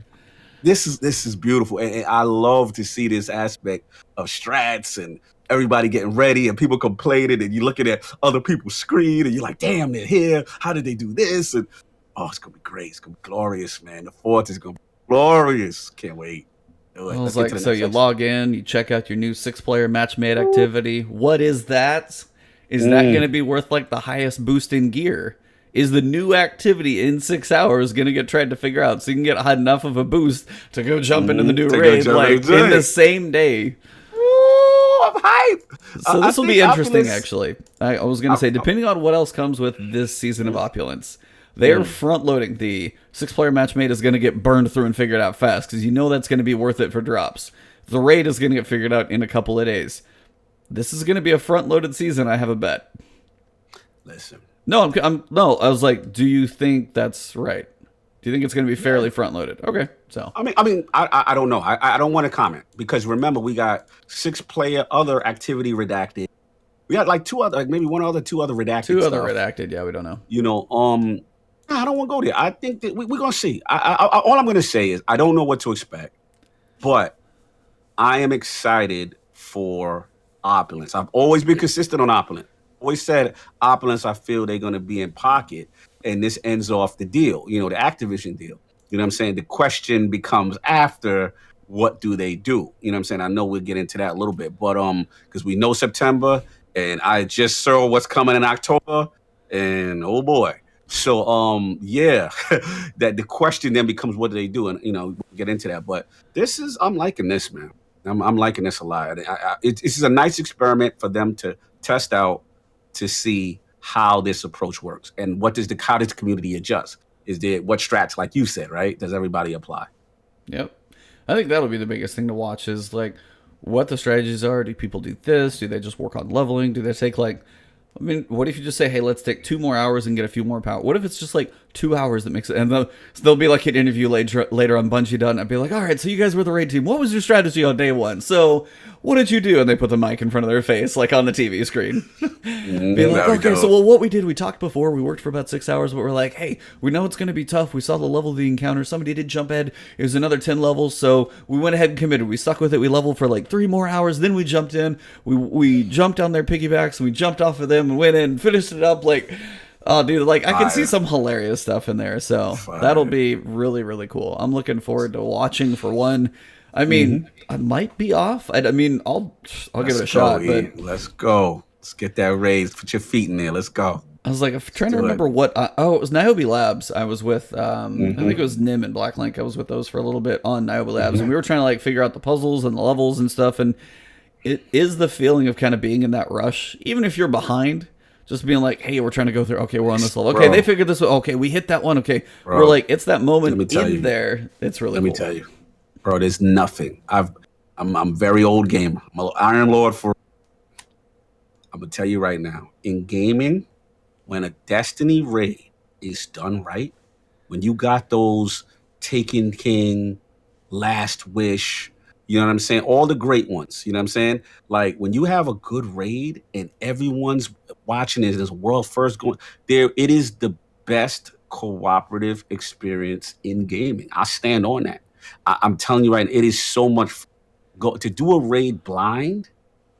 Man, Raptor Machine was the only one I did. I never forget it, man. It was so much fun, bro. Like you really enjoy it. Yeah, and it's the beauty of the chunk of that blind. Actually, I remember. Yeah, it's so fun. You'll never forget. And I love the way again we just came off Forsaken as the last great one.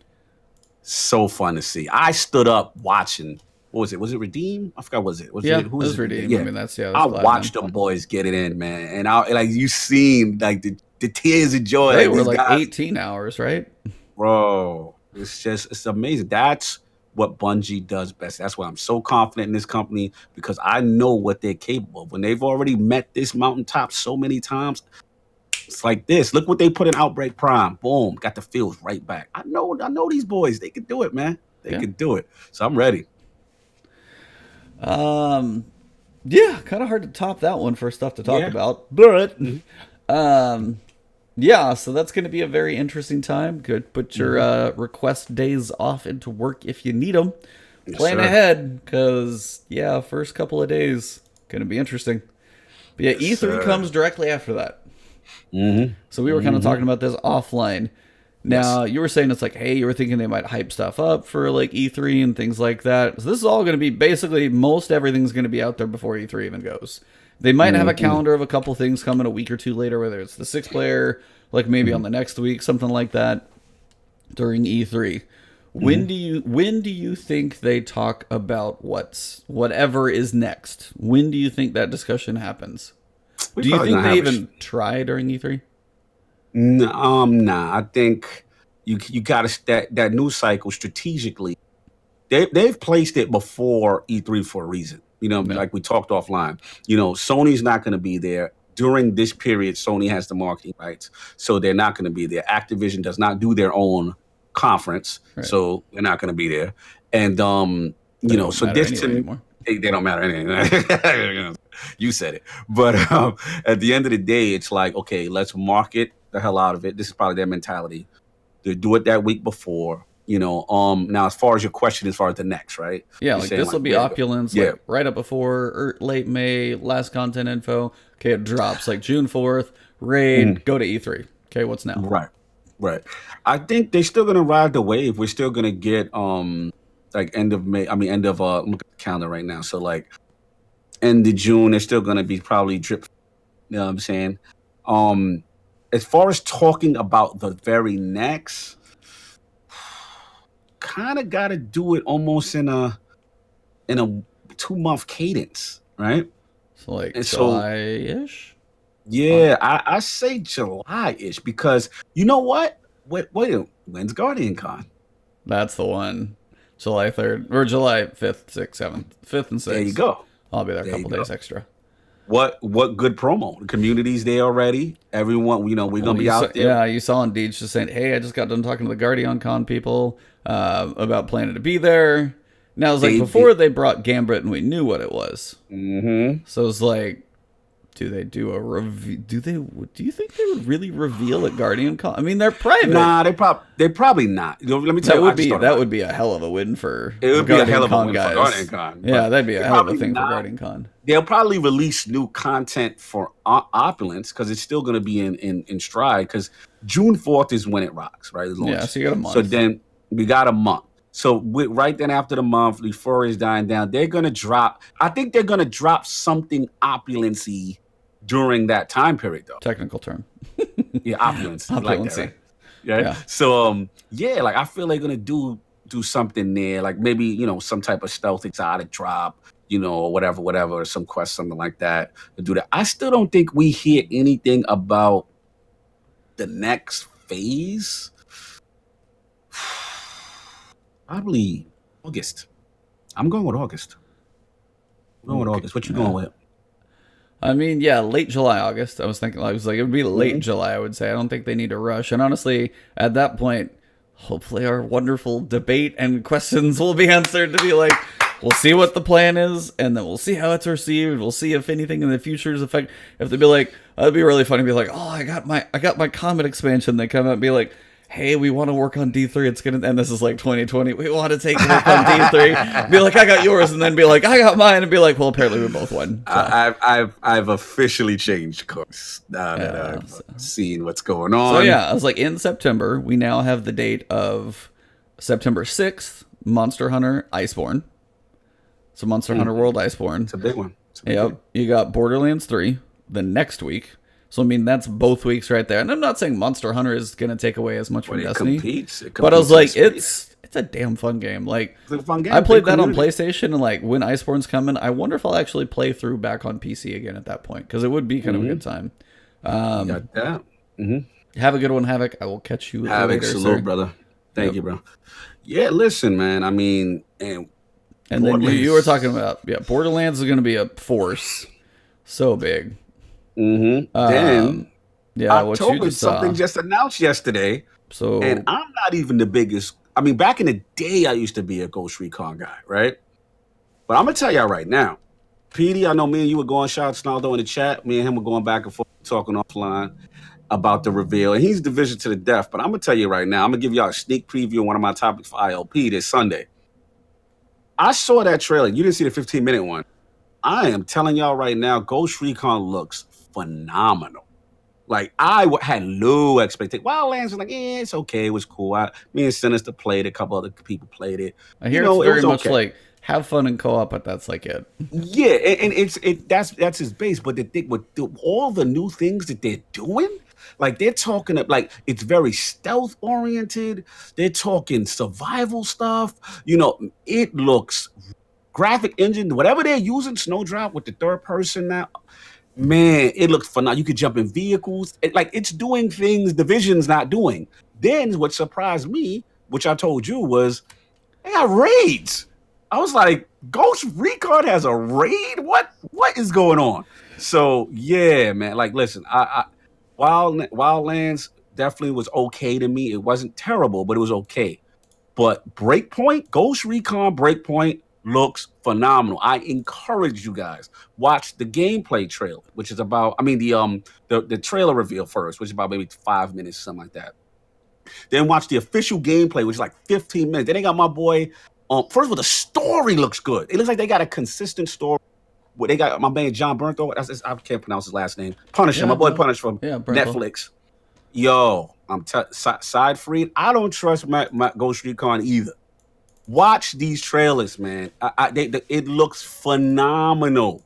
It's in October. All I'm saying is, regardless of how people feel, it's almost like the Division argument I had. Regardless of how people feel, the October, it's coming. It's taking that space. Destiny, me and you gotta have a talk about what we're gonna do. Oh, you're telling me you might go play another game? You might step away. No. I'm not saying. But you sound excited though. Something else may have piqued your interest. It's weird. Do you want some time to play something else? I do not. Oh, okay. So you're just gonna leave. You're just gonna leave that thing that just like 10 out of 10 on fire over there. Just leave it over there in the bushes. You're not gonna go grab it.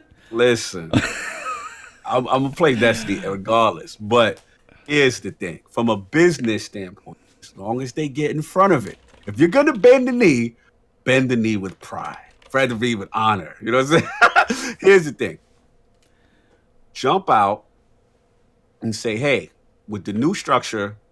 I know what Activision you guys are used to, September, but we're working on like you do the Ibontis statement.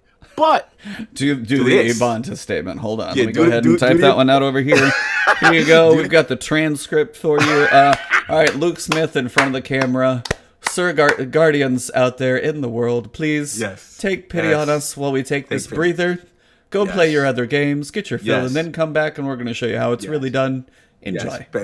Bend the knee. I'm not. Why are you saying bend the knee? That's really not what this is. No, that's not. No, it's no. Bro, it's scared of them other games. Yes. Scared of them other games. If they were confident in themselves, they're gonna drop in the same month Borderlands and Monster Hunter job. But they know. Well, actually, I shouldn't say because we don't know. But what happens is what happens. This is serious competition. Yeah. It would be crazy. So again, to me, I call it a retreat. You retreat. I think you just like hold the line where you are, let people go do other stuff, get done with that, and come back with something real. But it's a retreat. You know why? Because they've always dropped September. It's a retreat. We got to call Activision always made them drop September. They didn't say no. Did they have a choice? Now they have a choice. That's the biggest thing. They have a choice. You're right. They do have more of a choice. They have a choice, and that's what I want to see what happens. They actually fought back at Activision. Hold on, let's not act like Bungie is completely complicit with everything. Because remember, we got Rise of Iron when we were supposed to get Destiny 2. Yeah, but that was still September. Still, they had to say something there. So, but no, and then there was another joint where we missed the content drop, and then we had like the spring update or something. Yeah, that trash that dropped. We were like, listen. At the end of it, no hold the line, sinister. Bend the knee, retreat. The White Walkers are coming. You see September? The White Walkers is out here. We got Monster Hunter, Borderlands. October, we got Wildlands. November, we got Call of Duty. The White Walkers are coming. Which is coming. When do things happen now? December. Just get out in front of it. Get out in front of it and say, look. Yeah, it's like I do want them to just like go public and be like, hey, this is what we want to do. Retreat. We're gonna retreat. You guys have fun. And then give us like a snippet. Do something cool.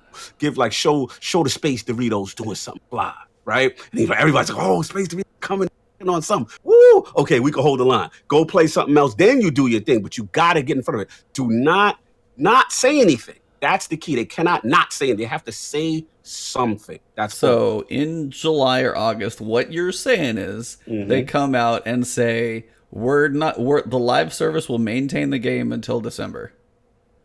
Boom, my man. See, now we've got a treaty. We've got a treaty.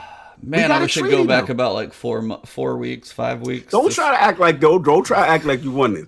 We have a treaty because the key is come on. The key is getting out in front of it. Just get out in front of it. Don't say anything. You know what I'm saying? That's what it is. But I wouldn't be mad if you treaty you hold the line for a comment either.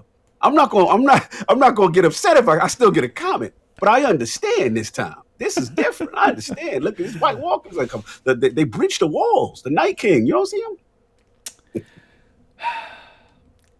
I'm just gonna go ahead and move on. You're gonna take. Just gonna take one up in the column here. It ain't over yet because you still don't know. Oh no, I mean I already got a victory right here, so I'm good. Look at him. So, but yeah, so here's the question. So the way you feel about this raid coming, the way they're setting up the race and everything like that. We're on May 10th. Division 2's raid. Oh boy. Do you even think when it comes out that it can even hold a candle to this thing? There's nothing holding a candle to Destiny raids. I mean, it don't Okay, even matter but this is what they keep waiting on. This is what they're waiting. This is why they're pushing it back. Otherwise, why not just release it? Listen. Okay, so it's like, I mean, I'm trying to like see how screwed are they? Like, I mean, they've waited a long time at this point. We don't have a date. Well, let's reel it in now. No, I'm just saying on the raid, you're just like, they don't have a date yet. I know friends that are like, no, wait. No, hold on. We got our friend. He put out the statement with Title 3, the update. You know what I'm saying? Not the raid. They said Operation Dark Hours, the 8-player raid coming in Title Update 3. Was also, and that's when they jumped in front of the gear score 500 stuff. So they're coming out in front and saying it's coming in Title Update 3. If you check out that latest state of the game thing, developer update from May 8th, they did say it. They did say it's coming. But here's the thing: I don't even look at Division in that space, to be honest. Like Division right now, their player base is extremely high. They're still doing fine. Only the hardcore is really complaining, in my opinion, as far as when this raid is coming. You know what I'm saying? They haven't announced a date, but yeah, shout out, it's going to be a few days. But here's the thing: the way that game is structured, they've put it this way. This is a game that has not had a raid before, right? They are not used to. They don't know what that is. So yes, you are a little frustrated that it's not coming. You know what I'm saying? You're like, okay, where is it? Where is it? But I think it's one of those things that when it drops, people are gonna be fine. You know what I'm saying? Like, I don't think it's one of these things where it's like, oh my God, the player base is so frustrated, abandoned ship.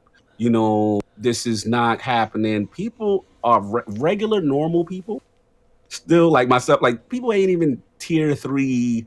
There's a huge chunk in that community that has not. It's just the hardcore with the loudest voices. So they made. Did you see the update? What they said as far as the how they're going to handle the gear score? Well, they're not doing the gear score for one. Yeah. So they're not bumping it up to 515, especially because that was going to be exclusively into the dark zone. Mm-hmm. Two things that I'm like, good job for one, Nice. and two, take that crap out of the dark zone. Hate that place. And I love how I read the article though, and you're like, oh no, it's so bad. I'm not like alone in my thoughts that like locking high crap in the dark zone is not how you force somebody to play it. People still don't like it. And that's what I was like, okay, if you were going to put some higher stuff, now there's two different arguments, like bumping from 500 to 515 to take all the stuff you've been working on your builds, and I'm like 500 max, and then you make 15 power level score more just for a number, that was going to be useless. And that's one thing, even when we go back to Destiny, we're like, hey, we are going from 700 to 750. Outside of the raid being this like race, it's annoying. That it's race, annoying. But you're like, well, it's like, that's the point where it's like infusion cores, like that's the thing. It's like even Division doesn't have that. Like even if you do had to go 500 to 515, you would be getting new drops is the problem, which you'd be looking for. You wouldn't be trying to infuse it. But either way, it's just like, just a little bump at that point. You're like, ah. But yeah, so they're smart to have listened there about the gear score, and two, not putting it in the dark zone. So all good things there, I think. Honestly, like that's a really good decision. Yeah, no, that's huge for them to actually sit down and listen and be like, this is our plan. Community's pissed. We're going to change our plan. Like that takes some people. That takes enough like in touchness with your community to be like, guys, they're really not happy about this. How high up do you have? And somebody like sitting there, like some community managers are reading this first. People in the forums, like devs, like checking their post and stuff. Finally going like, how high up do they have to crawl to bosses to be like, guys, don't change this. We're gonna piss them off. And they listen. I was like, wow, bro, nice. Let me tell you why I'm not worried about them. Like it's just what you said. Yeah, it's literally, this is a game that knows what it was like to be dead. You know what I'm saying? This is a game, right? That literally came back like the phoenix from the ashes and reinvented itself in part 2. They are fine. I am not worried. They have been consistent. I look at the user statistic, the game played, all that. They are more than fine. Like they have nothing to worry about. Yes, people have those gripes with the little things. I mean, not little things. It is a big thing with the raid, but people have that gripe with. I feel like we talk about it every last word. But you know, what I'm saying, at the end of the day, when it drops and it's done right, they're gonna be fine. I'm not worried about it. You know what I'm saying? So this is good. This is really good. I really like them holding that line because, like you said, it becomes a score, right? And then it's just like you're gonna go crazy. And then, like you said, the dog zone change. We're changing that loot, and then they're also gonna drop an exotic weapon during that period. Good stuff, man. I have no problem with Vision. What they doing? They are in pocket as far as I'm concerned. Yeah, I was just impressed they listened. That's kind of a big thing. I mean, that's one of those that, I mean, some people are just like, hell or high water, this stuff's going to happen. And for one, it means your game has actually enough flexibility to change. It's not like, hey, we've got this coming, here's this patch, the gear score is going to change, raid's going to come a week later. They have enough flexibility in their engine, in their development cycle, and things like that to be able to roll with that type of change. Yeah, or facts. if that's not even as easy as it would be for them to just sit there and say, we can't do this, it's not the right call, whatever time it takes, fix it. And that's like, that could be even like double dev time to not bump it up or figure out what they need to do, but they still listened and made that call. So I mean, that is an absolutely right call for them and what they should do. So my more thing is just getting to when the raid comes out, if Season of Opulence actually does like crush theirs, depending on the time, those will be compared. Of course. I was like, and then it's like, and it sucks because this is, I can't even count how many raids we've been through in D1 and D2, a lot. This is their first real one.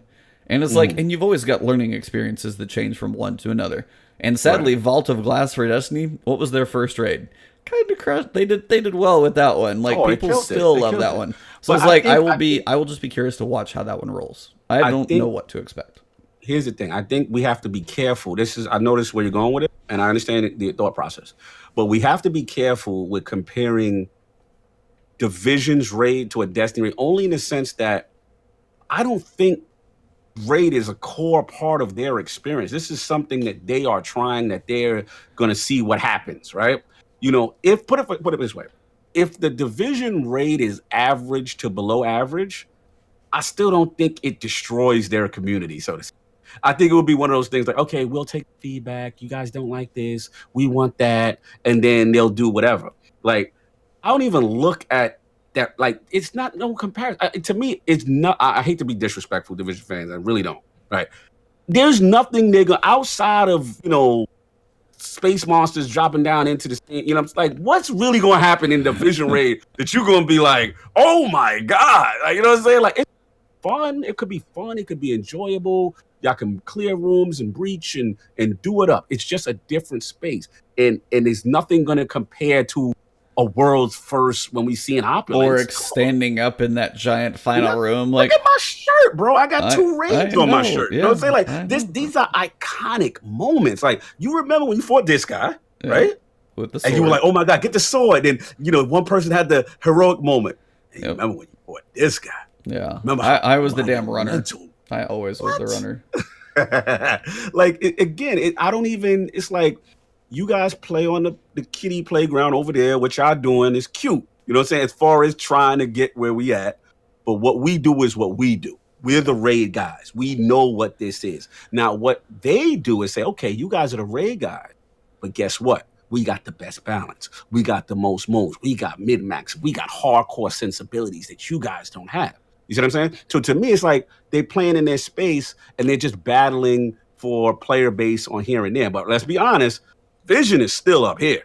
As far as player base, as far as engagement, Destiny is trying to get us back with stuff like Outbreak Prime. And, you know what I'm saying? Now we're getting to hearing about Opulence. You know what I'm saying? But at the end of the day, as much as I'm a Destiny fan, I have to admit, Division is here as far as engagement and what gamers as a whole are playing. It's universally right now by different groups. People are back playing Division. So Destiny still has its work cut out for it to get everything back.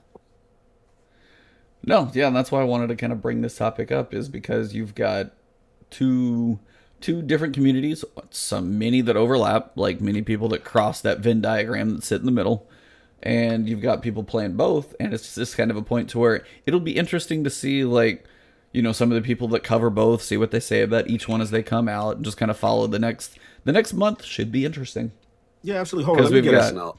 I got to get SNL the right training chat. you. All You right. take care of that. You're good. Here's You're the good. thing, bro. You talking about John? He throwing Ghost Recon shade because he's such a Division fanboy, and I understand. Oh well. But here's the thing: you have to admit, Peter. I'm gonna give you a sneak preview of what I'm going to talk about on ILP on Sunday. You have to admit that Ubisoft, which is what I'm saying, developing saying this game, publishing this game, this could backfire. What if Ghost Recon is amazing and it's doing all these things? It's literally in the same kind of a realistic tactical space as Division. So that's all I'm saying. Like, you need to be concerned if you're a Division fan that, hey, this game is dropping in October. Who knows? The Division, you would think, has their content updates spread accordingly, but it's kind of weird to me. You know what? It kind of has gives me little vibes. It's not in a direct comparison, but it's giving me Ghost Recon's going to fail. You're a hater. Anyway, it's giving me feels of Titanfall and Battlefield. Remember when EA did that? Yeah. Remember when, and we were like Titanfall 2 and Battlefield, and we were like, why are they so Titanfall 2 is close? better. Yeah, of course. But it's just like, I'm just saying, I don't necessarily, I put it this way. Ghost Recon, in my opinion, didn't need to come out this year. As far as I'm concerned, they were fine. I know they're going to make their money. I was going to say, Sonaldo has a point, though. It's still going to be a co-op campaign start to finish. It's Right. not a looter shooter with replayability Correct. and in Correct. game and grinding and all that stuff. So you have different pieces to it. Right. But here's the thing. Remember, the same way we're saying that, the same way we're saying this about Borderlands. Borderlands is the same, except that it's looter shooter in the sense that, here's the thing, Borderlands is going to have like an new end. game plus, new game plus plus. There's all those different things. There's still replayability to it. You're not going to level up your character in Ghost Recon. True. They're saying there's crafting and they're saying there's a raid. That I was shocked by that, to be honest. I didn't think that would even, though that verbiage even comes in Ghost Recon, to be honest. Yeah. So I'm curious to see what happens later. Dramatic shout out, brother. At the end, it's just interesting to me that they would put this out. Not saying it's super close to Division, because Division came out so early. It just seems to be playing in the same space. I'm just a little concerned with that. With them dropping that game, like, I don't know. I felt like Ghost Recon could have came out next year and been fine. But that's just me. That's just me. We'll see. I mean, honestly, it's just one of those, like, it's that point where it could be a fun game, and it's going to be far enough from Division. They probably will make sure they don't time it with, like, hey, here's Act 2 or Act 3 or whatever their seasons are going to be. They're going to separate those, I would feel, for sure. But I don't think one is going to step on the other's toes that much. So here's my question, Division fans. It's now the chat, which he's making great points.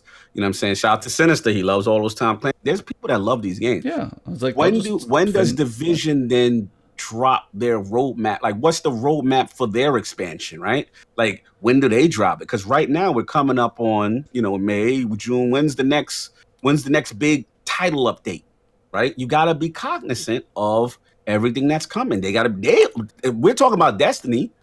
They got to worry about Borderlands.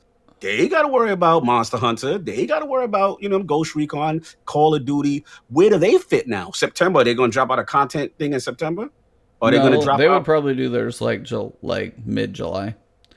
Right. I would bet. Because however you go, they had 3 different acts or whatever for their specializations, stuff like that in the plan. They're definitely not going to, because we're March, April, May, unless they just drop in the middle of June, which seems kind of bad for news cycle. They're probably going to be July, so they're already going to be off on a cycle. That's my point. They're not going to be on that annual cycle. They're not even going to hold to that. But here's the thing, that you're answering my point, which is fantastic, which is because this raid keeps getting delayed. Right. You can't tell me that this was in the playbook, right? No. If they had a playbook of how ideally things were supposed to go, this raid was supposed to have been out. So Division fans, I think you guys need to be concerned as well. Like, you guys are off kilter as far as release content. You know what I'm saying? So now you got to work around. You got to be careful. And Opulence, as much, if Opulence is what we think it's going to be, if we're getting this excited about Outbreak Prime, right? And if Opulence is what we think it's going to be, Division, stay away. Because you know how the Destiny community gets. When all you got to do is drop a hot trailer, callous talking that talk, fat from strength, drinking out of some flask, looking like this. All you gotta do is drink from a flask looking like this. Give us some hot exotic, some great activities, You know, the and sad thing we is won't forget. that's just admitting you into medieval times. Yeah, you know what? You know it, baby. My Lord gotta have birthday at medieval time. Yeah. But yeah, man. So that's pretty much what it is. So, like I said, division community, don't get too cocky. All right, you guys got some potholes you gotta avoid too. I'm done ranting. Oh, you're good. That's why I wanted to let you get on the road, sir, and let you open you up and just let you go. Because I mean, I'm not a division expert by any stretch. I haven't played it that much. Like, I need to get back on playing with my brother some, but stuff like this keeps happening with like Outbreak, so I've been a little preoccupied. So Monto going in on me. Silver belt, yeah, turn it upside down. That's pretty much what it looks like. He's playing that like ball in a cup. He's just playing ball in a cup with that. I'm gonna drink all my water out of this flask. Oh yeah. Make sure you might want to wash that first. It could be dusty. Because it's been sitting up there getting no use. Not even on camera. It's not even behind you on like a pedestal on camera. It's just no one knows it's there until you pull it out. That sounds really bad, by the way. Don't pull it out. Y'all see what I deal with? Oh, come on. You guys haven't ever seen the other side of me. I keep it really clean on my chats and stuff. But in real life, I'm kind of dirty. So that's why DCP, I was like, oh, I'm just fitting right in. I was just trying not to be terrible. But honestly, like, yeah, it's like I will be curious to see what happens with Division 2's raid. Honestly, just I'm curious what they do to make it unique. Because they have a very specific style. They have the military, they have the cover, they have all those pieces in there. And I just want to see what they do with it. If they can be creative enough with the realism space that they're in to make something like, as you said, split off and do two different sides and be like, hey, if we're talking in this like Discord chat and be like, okay, we got to hit switch 1 and 2 at the same time. Go. Hit 3 and 4 at the same time. Go. Okay, these doors are all open. Okay, rush in. Switch. I mean, I could see them doing something that's kind of cool. I'm just curious to see what it looks like in their eyes. More than anything, it's just a curiosity of mine at this point. I'm curious as well. I'm telling y'all, as Destiny fans, keep expectations in check. Oh, I know. That's what I'm saying. I'm not setting them high for this one. I just want to see what it actually. I want to see what it looks like. Be very curious. Absolutely. Par 5. It has been a long time since I've seen you in this chat. Hello, sir. How you doing, sir? Seeing some faces in there, some new faces. I know. We're having a good chat today. Thank you all. Absolutely. Thank you, ILP chat, for coming over, gracing my chat. I do stream a lot. Feel free to come over more often than once a week. Appreciate it. Yes, I know. I need to show my face. I've been in the secrets in the dark. Actually, I should play with Scream. Shout out to Scream. We got some PvP in it. Nice. But yeah, I mean, Division 2's got an interesting roadmap ahead. We've got a lot of questions for Destiny. And then, sadly, our other topic of at least in the literature world until we get a little more Borderlands to test out. I mean, people were saying, like, the major developers for Anthem is what I'm going to talk about now for just about 2 minutes. Anthem had, like, a lot of developers leave. They moved on to Dragon Age 4. Some of them did. But potentially, like, the main piece of the game is out. They've turned it over to the live service team. So they are still going to support this thing. But honestly, at this point, as we've said before, it feels like Anthem needs to just, like, go back, make their game, and then re-release it with, like, a name, an expansion, a free content update, something. Loot 2.0 is what they need. So I was like, I just wanted to touch on Anthem just to say, yeah, go for it. It's a shame because I honestly haven't logged in ages. I really haven't. I've been busy. It's like, and I never even like maxed out. There's the new Stronghold to try, but so much is just like, so much is more appealing to me to a game that I'm like, I'll go back when it actually kind of matters. Yeah, bro. I mean, it just kind of hurts because like in my head, it is a fun as hell concept. I love the way those suits feel, but there's I mean, Sinister, it's like Anthem, it's like, it's not wrong, but for now, it's dead. Like, listen, and as much as I was matchmaking issues, that's a problem. Really bad. Yeah, that is really bad. When the last time you jumped in, it was that bad as far as like getting. No, I haven't touched it in so bad. I've heard about matchmaking issues. I haven't even done it. When you hear about that type of issue, though, yeah, that's literally like Anthem. So it's sad. Basically, it needs a No Man's Sky. Division 1 needs a like rebranding. We're back with another name, and we got stuff to do. Like, They Yeah, have to. yeah. I'm very worried. I'm very worried. I'm just. This is even bigger than Anthem now. I mean, BioWare. this is Bioware. This is now. I hate to say it. I mean, I wouldn't call Anthem a flop when it won MPD, but by EA standards, they've already. You know what they did? They pulled an Activision.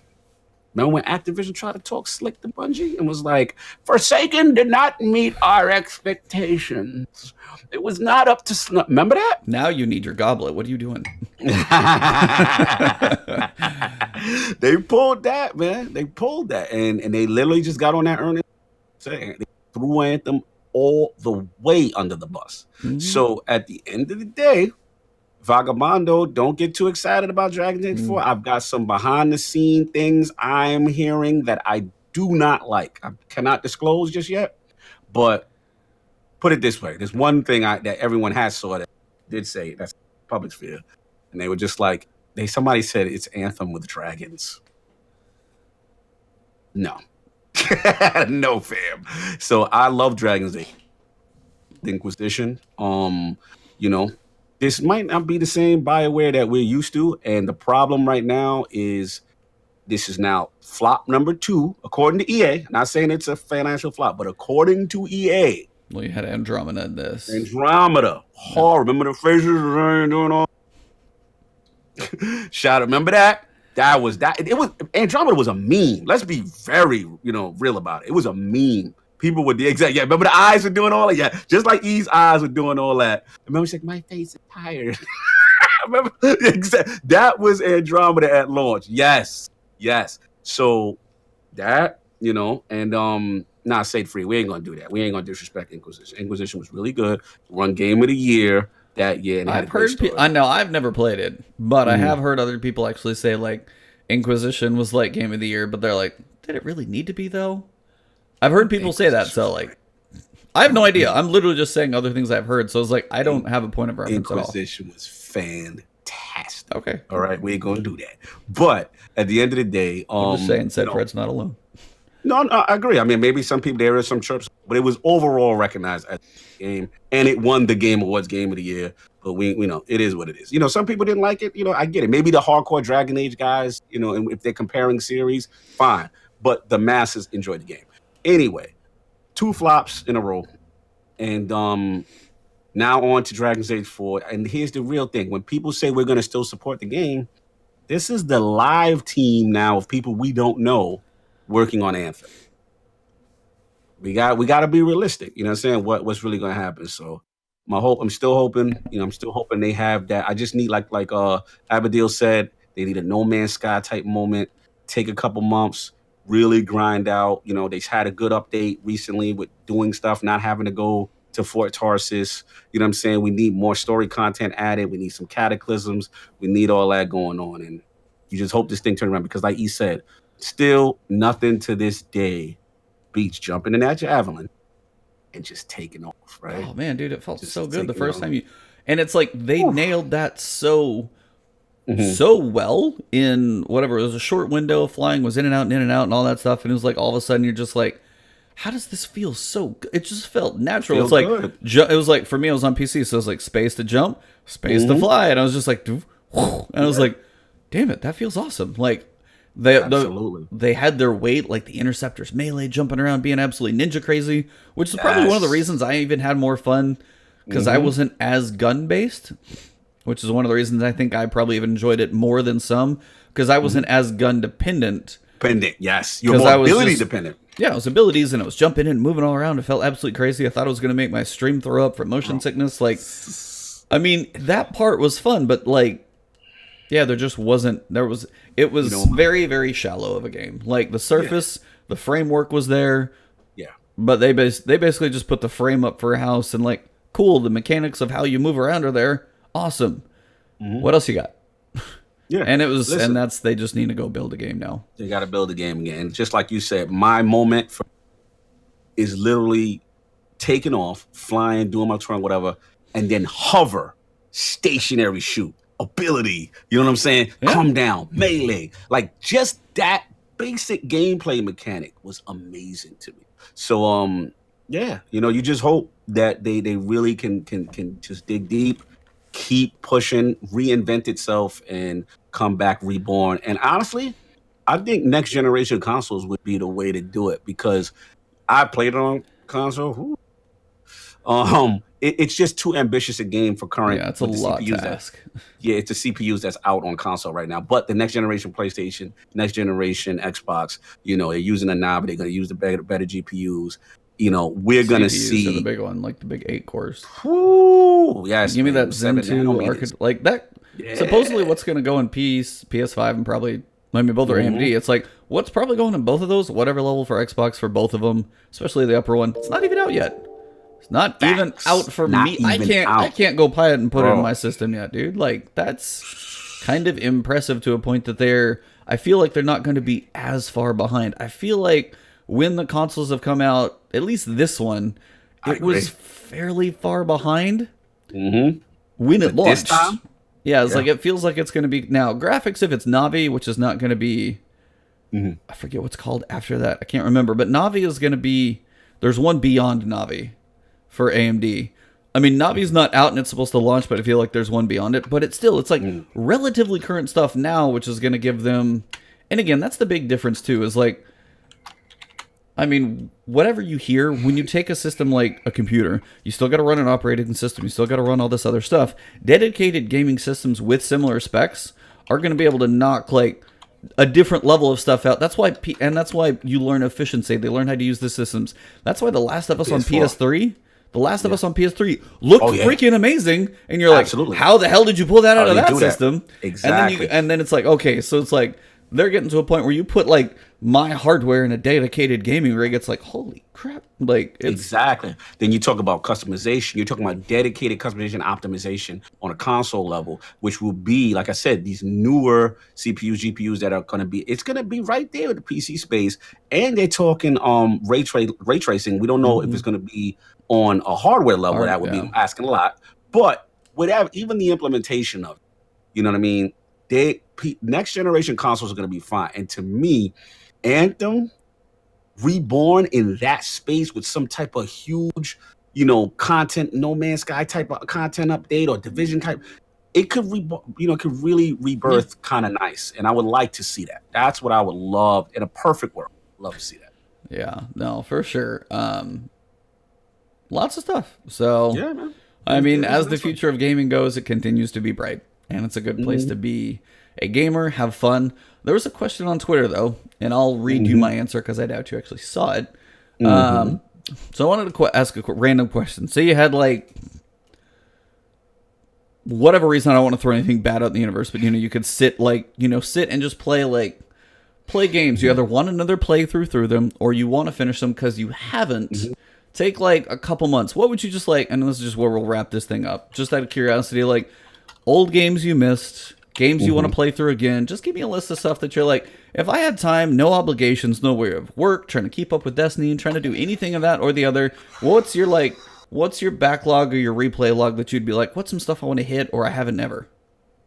Oh, wow. And now this consists of recent Anything, games. doesn't give a damn. Oh, anything. Yeah, Wow, just it's like so much. just like quick stuff I that mean, pops to your head though. Just give me like 5, 6, 7 that just like pop in and be like, what have you not played? What would you want to go back through again after any whatever? Like, my Sony single player library. It's so much stuff I got, bro. I got God of War unfinished. I got Spidey. I got Detroit. I love Detroit. Like oh, bro, I love those Sony single player games, and it's just like it's just so hard for me to just. And then people are like, hey, I just want you to jump in and help me do this part in the raid real quick. Hey, I just want you to jump in and it'll be quick. And then the next thing you know, that's 8 hours. just gotta turn do not disturb on your phone. Go invisible mode. You gotta be like, man, what happened, dude? I wanted to play a game. Leave me alone. There's another game. I've had to develop on. I really like it. It's called Kingdom Come Deliverance. I love. Oh, It's yep, kind of I like a know. Yep, hardcore I know what you're Skyrim. talking. Oh man, I love that game. I'm trying to think of maybe two more. My Switch life, man. I got some great Switch games, man.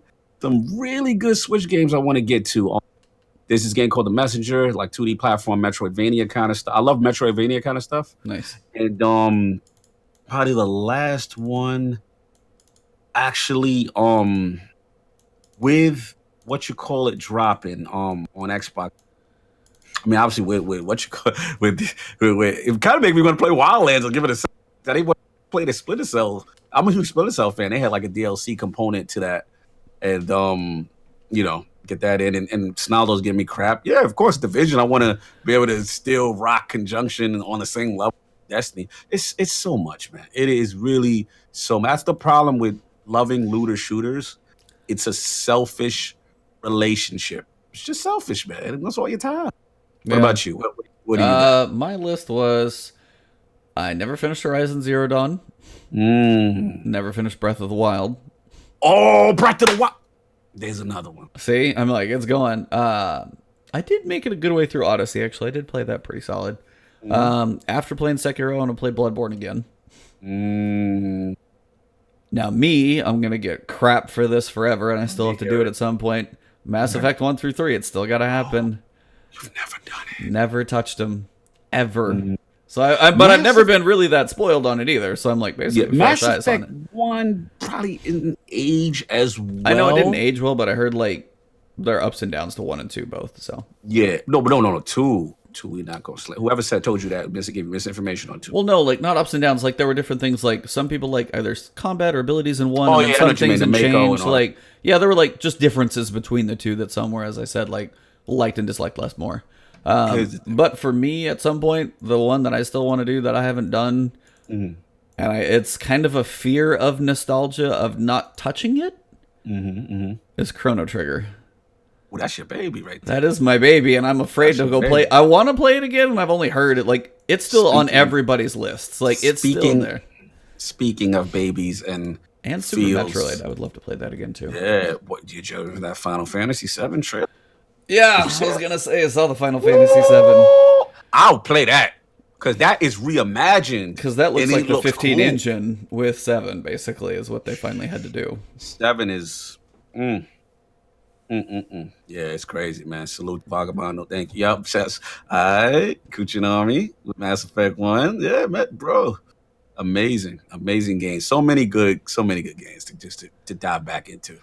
It's a good question. So that's why I was like, it came up, I saw it, and I was like, it seemed like a good one. So, and that's one of those. It's like, it's hard sometimes, and that's why those times when it's like, content maybe a little slower on the channel or whatever, it's like, and then it's like, I played through Sekiro, had an absolute blast, almost want to go play it again, but then I'm like, then this will come out, then you got Opulence, and that's those times where I'm just like, if Bungie is like, hey, we're gonna work on this, we'll drop it in December, I'd be like, thank God, like, I know that's all this is. Thank you, a couple minutes just so I can have some freedom. Oh, well, yeah, but I mean, you too, be like, oh man, I got a couple months, I can actually go play some of this other stuff, like. See, but you know what my problem is? You'll right. Come back. I know me. I mean, what you will come back for Destiny. You just described getting giddy about a damn quest, much less a game or an expansion. You're right. There's no I'm way. gonna come back probably. It's just that I like to focus on something. You know what I'm saying? I'm not one thing at a time guy. Like I don't like to do 6 different things and then I'm like not finishing anything. Like but when see, this is kind of.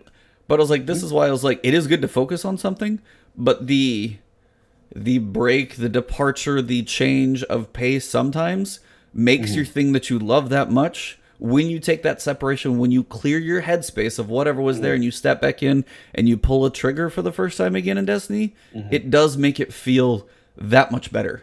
I know where you're going with it. But no, and that's why I'm like, that's why I'm okay with like taking that couple weeks off to play Sekiro, and then it was like, and then I'll still play Destiny on Tuesdays and stuff. But those focuses on something else, so I'm just not as hardcore.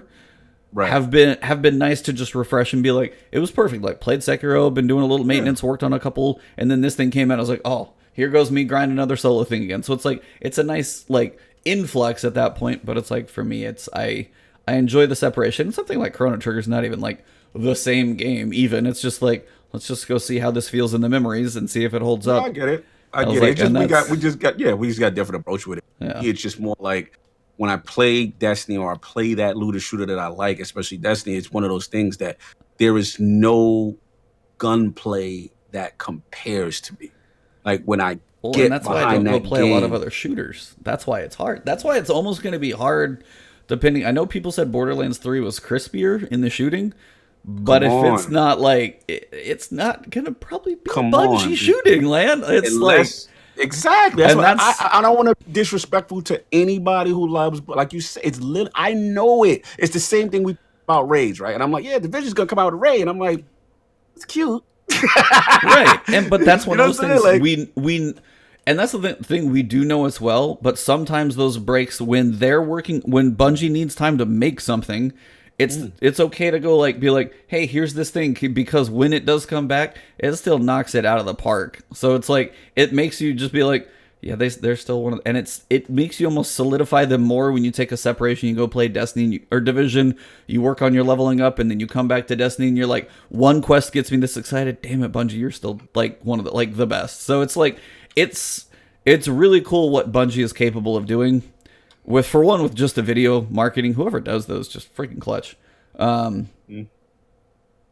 yeah, that marketing is amazing. Yeah, so those are always awesome, but I honestly think sometimes for you, it's like the point where you do need some separation. Well, I don't know if you play, My tribe. huh? I already got my separation. You know what my separation is? The Nintendo Switch. Well, that's true. You do that all the time. So. Yeah, dude, that's what I'm saying. I'm fine. Like when I'm home, I got my baby. When I'm away, I got this plethora, this library that I can just indulge. I'm playing Mortal Kombat. Like you think I'm not playing? I'm playing other games. It's when I get home and then I'm blaming you because you hooked me up with the hot rig, right? You helped me. So now I'm seeing Yeah. Destiny in all this glory. Right? Someone with I have i9 no processor. regrets. Yeah, he hooked me up, y'all. That's what I'm trying to tell you. He talking about take a break. He over there gave me the greatest version of my drug and like, take a break. Go away. No, I'm loving this. And I'm playing it with this. Having a ball smashing. Yeah, that's what people. you're doing wrong, though. They can't mess with me, though. I'm killing it out here, man. I'm killing it on control. You guys and the controllers. He Well, made guys- me PC Master Racer. There was me take a break, y'all. Petey's laughing. No, it's been fun this morning. Thank you, chat, for being awesome. You guys have been great. Little nostalgia trip there, and that's one of those I always wonder if on streams if I set aside be like, all right, Wednesday nights I'm gonna play through Chrono Trigger, and it's like I gotta find the time because I honestly would have to truly set a date. Yeah. Because I'm like you, I'm always like, well, I could be right now. I need to figure out what I want to work on for titles and stuff like that. So it's just one of those. But if I truly want to do something like that, I just got to be like, all right, Wednesday night streams are going to be Chrono Trigger. Or Wednesday night streams are going to be working through my backlog of I'm going to finish Horizon. I'm going to beat the final Valkyrie in God of War, all those things. So there's certain pieces in there that I kind of feel like I want to do that if I could get a consistent schedule. So it's been, it always makes you think. But yeah, Destiny is one of those things that makes it hard to do that. So in a good way. It's an amazing game. In a good way. Yeah, I think we will wrap it up here. So thank you guys all for hanging out in chat. May actually see about rating a group. So if you guys want to hang out, we'll see if we can actually send you guys over to somebody in the Destiny world. So we'll see if I can find somebody here who's playing, having fun, having a good time, a little morning juice. Yeah, you guys are all awesome. So thank you. I'll send you guys off. But for this podcast, I think that's pretty much what we got covered. So Cognito, if you want to wrap up, tell them where you're at. Yeah, man. At Lord Cognito. If they don't know by now. If you don't know, at Lord Cognito on Twitter and at Iron Lord Podcast on Twitter. Every Sunday, Iron Lord Podcast, 1 p.m. Iron Lord Podcast YouTube. We actually have a changing in guest yet, so I don't know who my guest's going to be yet. We had a last-minute cancellation, so we'll figure it out. But please check us out. We're going to talk about all the latest in gaming. And of course, all consoles, all fun, all the time. Catch the Lords in the Realm. And of course, get lordsofgaming.net for all your gaming news. Boy, it has a cool little article up about what's going on with this Rage Crown of Sorrow. You know, some thoughts about this whole process. So check that out. But yeah, man, that's it, man. Thanks, E, for having me. This was fantastic. What's going on with you, man? Yeah, I'll probably be doing some streams. I've got kind of busy tomorrow, so Sunday or Saturday I won't be doing too much. Got to see Detective Pikachu this weekend, so I'm gotta get in there and see that. I think it's just gonna be fun, goofy, ridiculous, good time. So that should be fun. Sonic. Not touching that one today. Anyway, but yeah, you guys know where to find me. It's Twitch and Twitter, YouTube, all the good things on Ebontis. I've been hovering right under 34,000 subs, so if you guys know a few people, can you guys help bump me up over that? I feel like I'm bumping against the ceiling. So if you guys want to send a sub over to my YouTube channel. That would be appreciated. But you guys can find me right please. here a lot. Lately, I've been streaming quite a bit, and I'll be working on basically probably just bashing my head against that solo practice. So I want to solo 0 hour. It's going to have to happen at some point. So thank you guys very much. Have an awesome one. And for us here on the podcast, that is the last word.